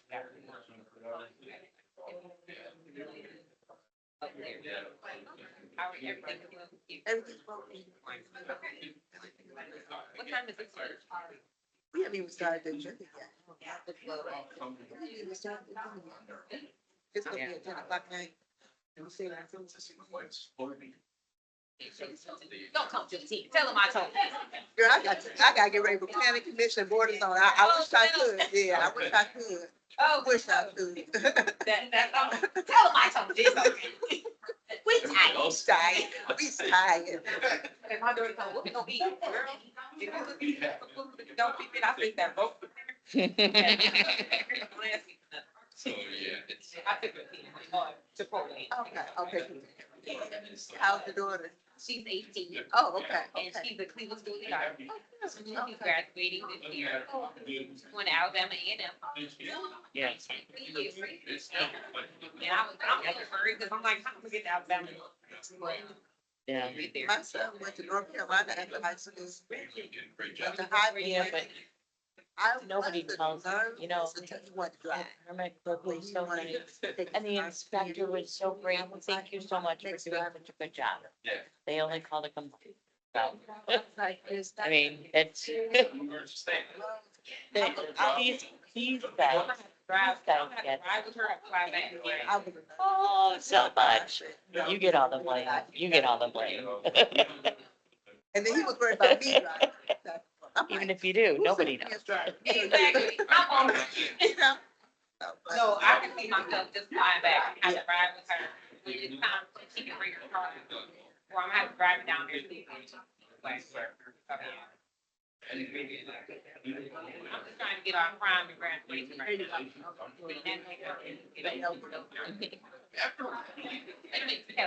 Yeah. So we'll come over and see you. Okay. That's. And then they want to go. Let's see what. Get out. That's frustrating. Okay, today. Okay. I'm gonna email you some dates and times. Absolutely. And you persuade me. Just call me and say, tell me, get out the office. That's No, but see, Thank you.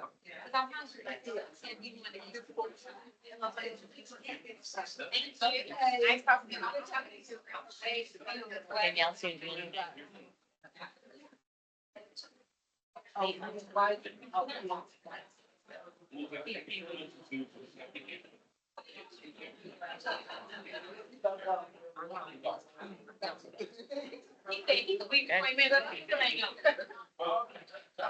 Good. I'm bagging out slow. All right, Slower. they're back, bye.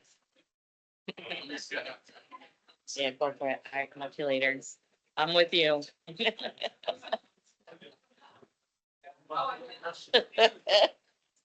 Oh, right.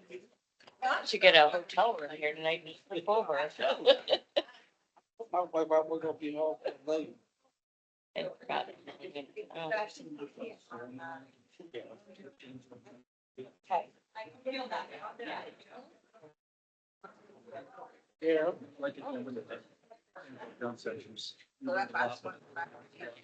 Um, May I have a motion to come out of executive session, please? So moved.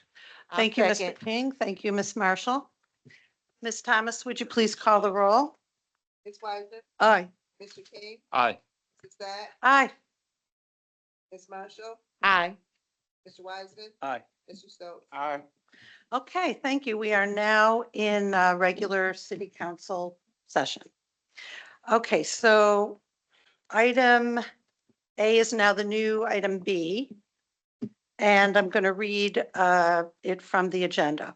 Motion to approve Planning Commission recommendation for the application from Congregation Zichron Chaim, 2392 South Green Road, seeking recommendation for proposed expansion of parking lot from 31 parking spaces to 67 parking spaces and requiring the following variances. 1, 10 parking spaces within 30 feet of the rear parking setback, conditioned that there be an appropriate security barrier that would be required by any state or local authority around the pond. There be a signage around the pond.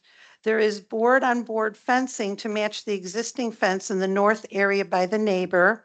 There is a 20-foot clearance on Summerfield Road, and that there is no right turn onto Summerfield Road. 2, increase the lot coverage to 63%.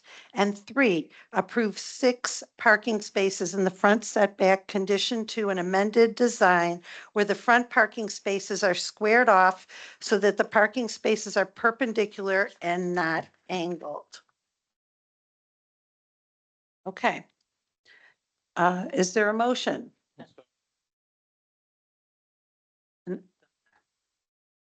Oh, yes, I'm sorry. Okay, please.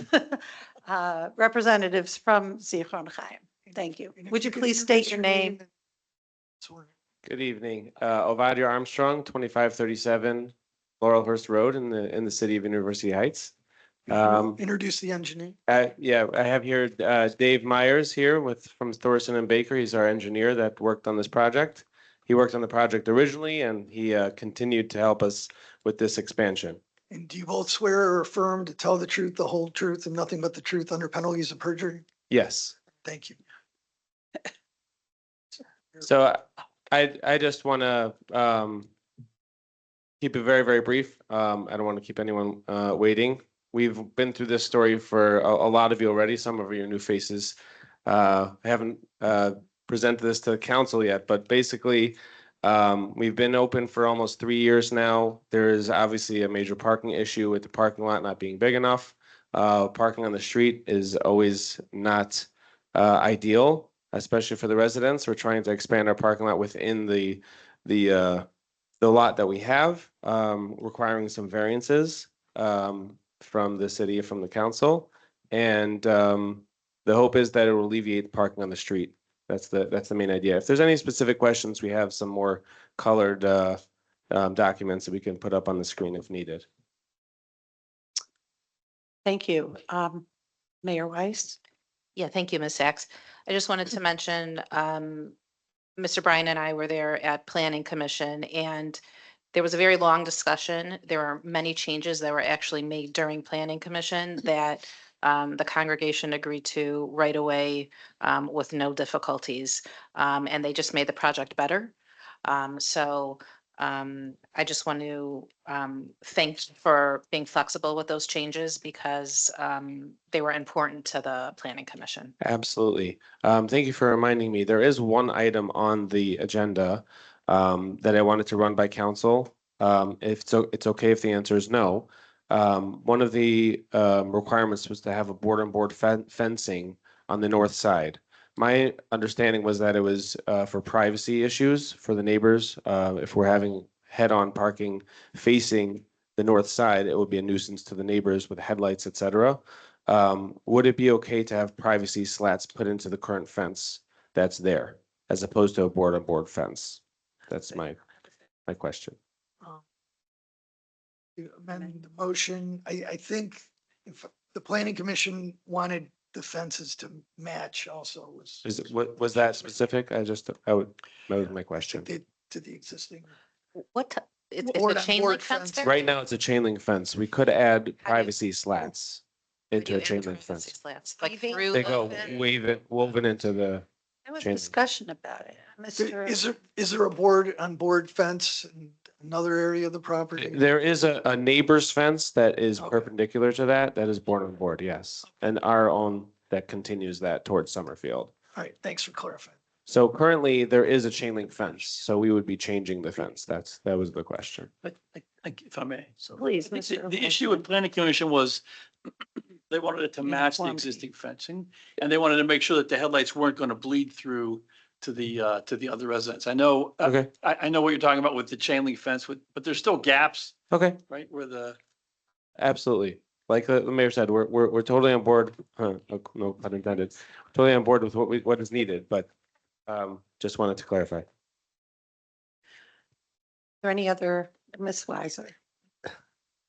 Excuse me. The last time I saw the plan was the first time you came in. Okay, And I'm just curious, the 6 parking spaces in the front setback. Yeah. Are those ones that you were putting in along going headed towards Summerfield? Where that fence is, well, the stone barrier is to that abutting property? Or where are those 6 parking spaces? the 6 parking spaces that are mentioned are on the green, the south green side. There's 3 and 3 on the opposite sides of the, yeah. So you retain the ones that had the angled parking? Correct. Yeah, Coming those are, into those that- are the same from the that original. wall? Yeah, Okay, okay. I was just curious because I know there had been some discussion about making them more horizontal. Okay. yeah, we actually revised the plan. One of the requirements was to have those parking spots not angled. The ones on South Green for safety reasons. It was a safety concern. So we straightened those out.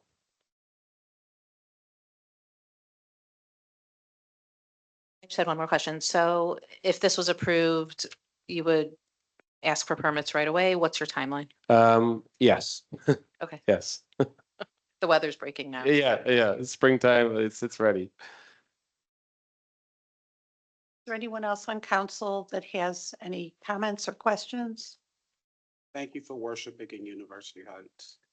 Absolutely. And then I'm wondering if there's anyone from the audience who has a comment on this project. Okay. Well, thank you very much for your flexibility, persistence, and accommodation.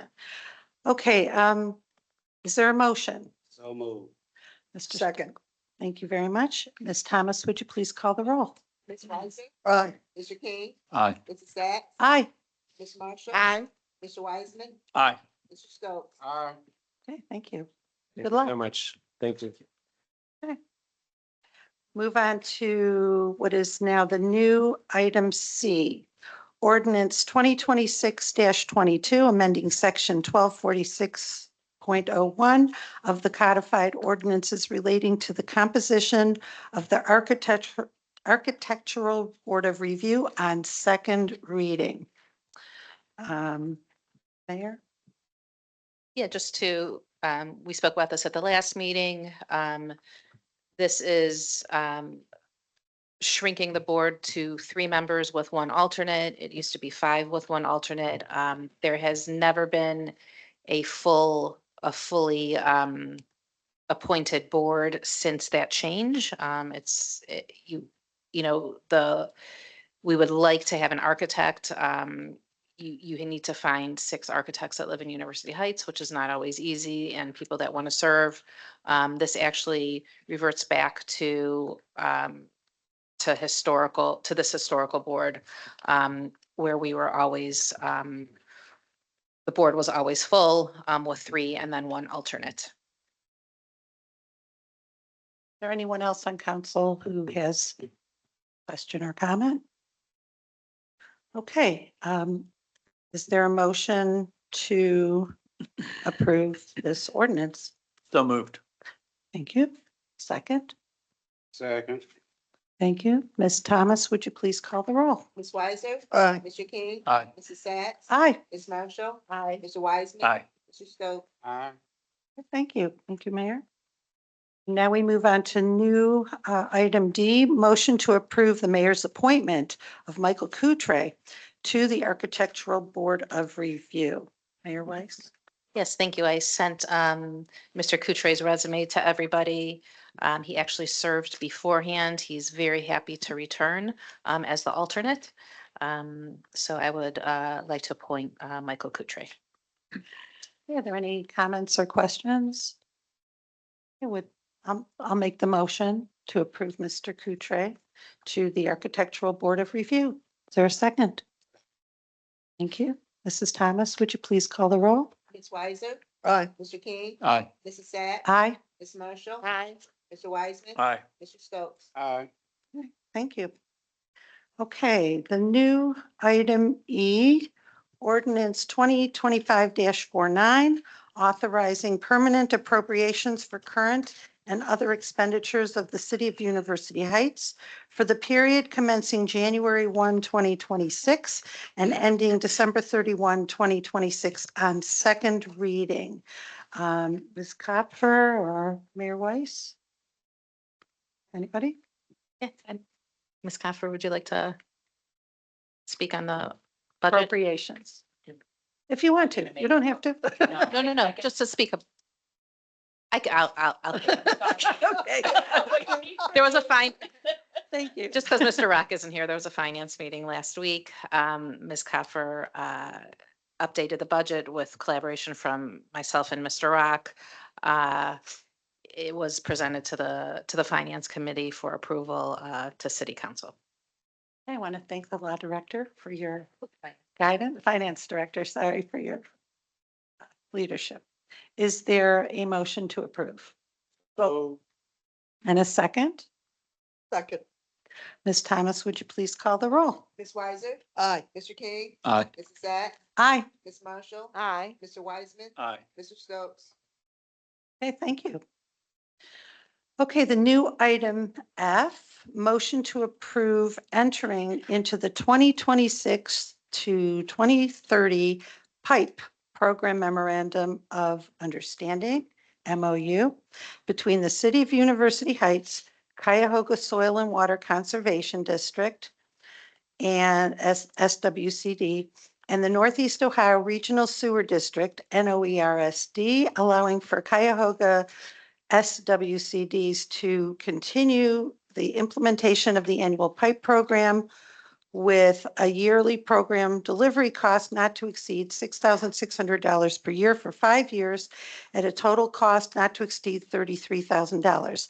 PIPE program stands for Public Involvement and Public Education under the Ohio EPA Municipal Separate Storm Sewer System MS4 permit. Mayor? Yeah, no, thank Thank you, Ms. you. Bax. This was brought to the council. Each year is 6,600, but 5 years is 33,000.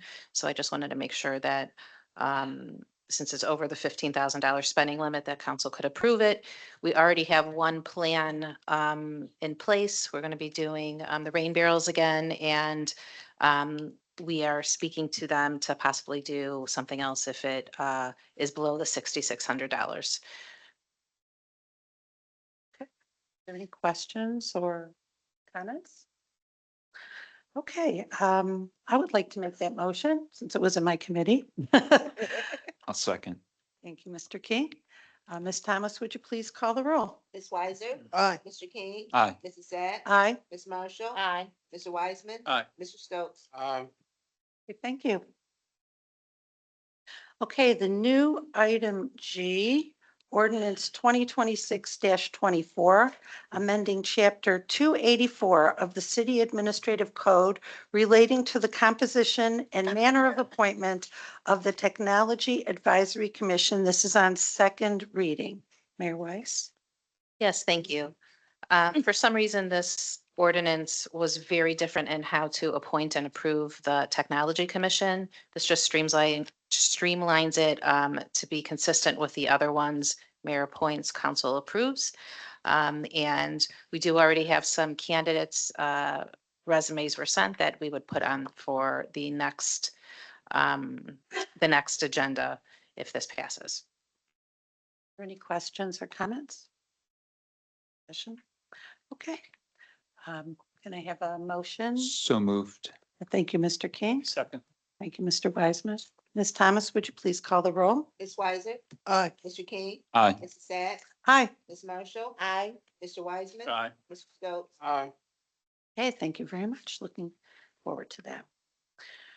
Okay, new item H, ordinance 2026-25, amending sections 820.02 and 820.03 of the City Fair Housing Ordinance related to definitions and exemptions. And this is first reading on emergency. Okay, Ms. Weiser. Mrs. Sacks, I would move to table this. I would- I would second. Okay, thank you. Any discussion or questions? Comments? Okay, Ms. Thomas, would you please call the roll? Ms. Weiser, Aye. Mr. King, Aye. Mrs. Sacks. Aye. Ms. Marshall. Aye. Mr. Wiseman, Aye. Mr. Stokes. Aye. Okay, thank you. Just tabled. Okay, the new item I, motion from the Housing Department to seek bids for the 2026 grass abatement program. Would someone like to speak about this? I could speak about it. Thank you, Mayor.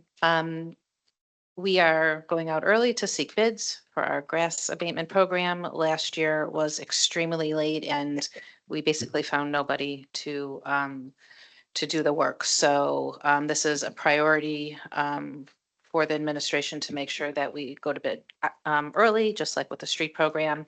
So if this is passed, the Building and Housing Director will start this process right away. Ms. Weiser? Thank you, Mayor. Last year was a total disaster.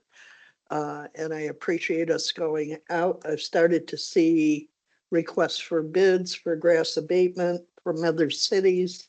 This lets us get in and get a decent price. The prices that were presented to council last year were exceedingly high, which then caused us to have to do a rebid even later, and that really messed it up. So I'm really appreciative that the housing department moved to get this on the agenda as early as they did.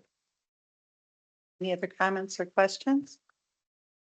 Okay, And I moved to approve seeking bids. thank you, Councilman Wise and Councilman Stokes. Ms. Thomas, would you please call the roll? Ms. Weiser, Aye. Mr. King, Aye. Mrs. Sacks. Aye. Ms. Marshall. Aye. Mr. Wiseman, Aye. Mr. Stokes. Aye. Thank you.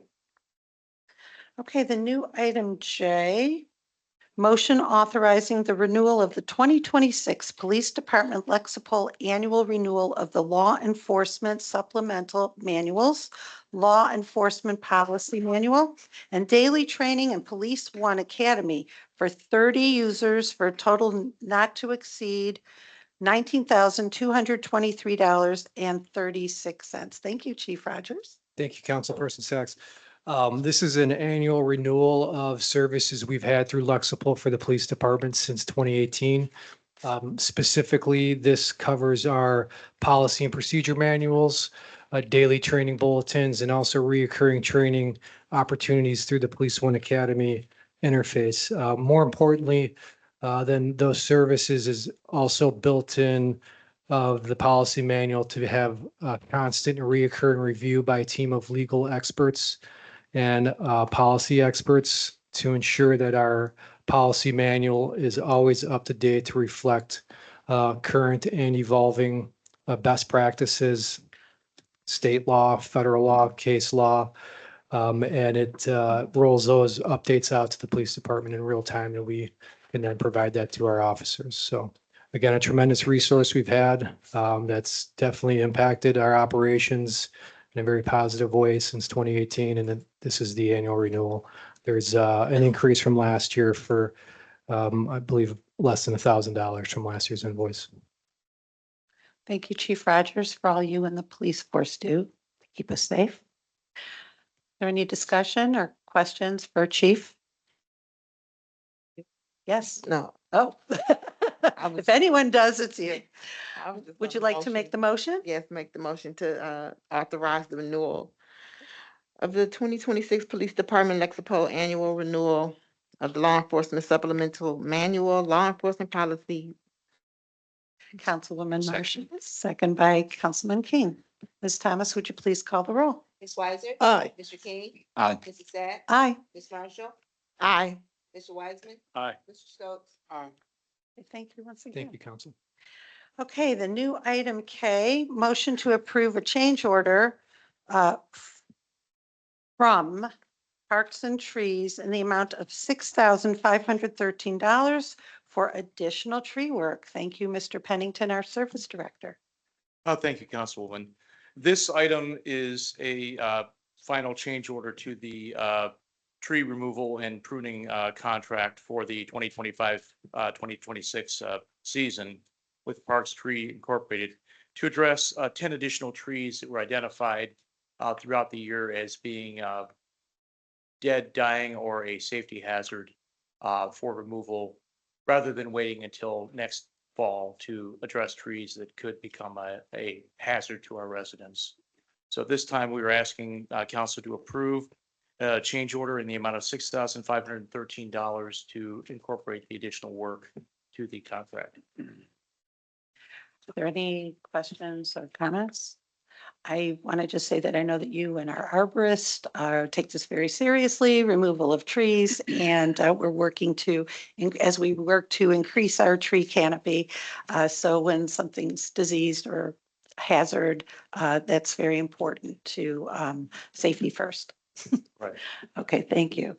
I'd like to make the motion to approve the change order from Parks and Trees in the amount of $6,513 for additional tree work. Is there a second? Second. Councilman Stokes. Ms. Thomas, would you please call the roll? Ms. Weiser? Aye. Mr. King? Aye. Mrs. Sacks? Aye. Ms. Marshall? Aye. Mr. Wiseman? Aye. Mr. Stokes? Thank you once again, Mr. Pennington. Okay, now we are on reports of standing committees and the taking of action thereon. Building and Housing, Councilwoman Weiser. No basic report except to announce the next Building and Housing Committee meeting will be before the council meeting on the 16th, because it's a standing committee meeting, and that will happen here at Wiley. Okay, thank you. Community Outreach, Councilman King. No report. Thank you. Our new Infrastructure Committee, Mr. Wiseman. No report. Okay, thank you. Finance Committee, I do have a report from Vice Mayor Rock that the Finance Committee met on February 26, 2026 to refer the budget to council. The Finance Committee plans to meet again in late April, early May to review the first quarter financials.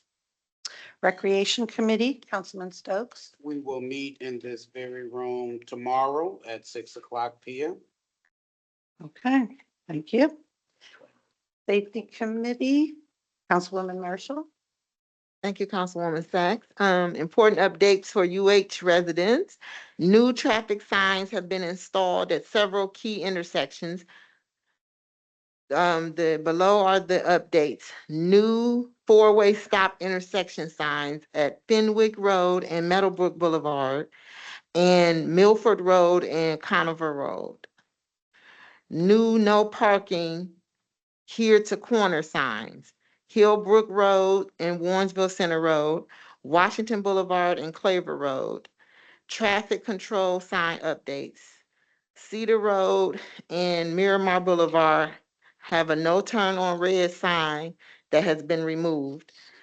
And South Boulevard and Carroll Boulevard has a new no right turn sign. And those are the updates. Thank you very much. Okay, Service and Utilities Committee. We have a joint committee meeting with Service and Utilities Building and Housing on March 17th at 6 p.m. at City Hall to continue the work and hopefully finish the work on managed landscapes and their maintenance. All right, Committee of the Whole, Vice Mayor Rock had no report. Oh, There's a meeting on Monday. oh, yes, there is. Fresh, hot off the press. So that's the 20, what is that? The ninth. 9th. The Nice. zoning code. And is it here? It's gonna be here. Okay, zoning. Oh, and there's another, oh, I'm just waiting for confirmation at the end of the month. Possibly on the 23rd. Okay.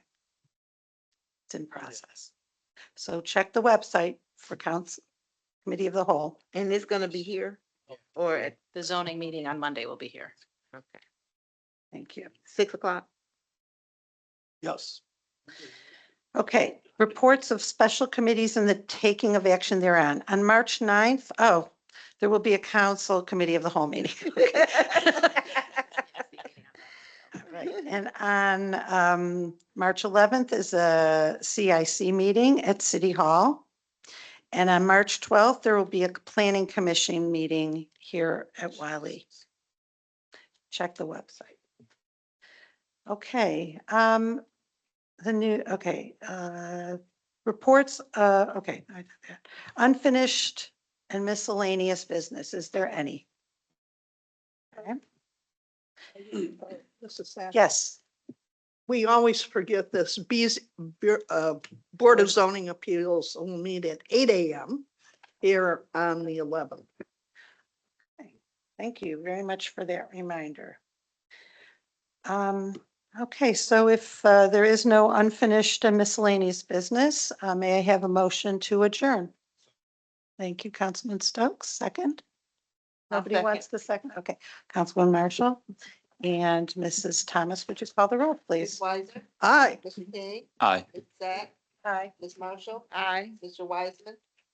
Aye. Mr. Stokes? Aye. Meeting adjourned, 9:10. Thank you all so much.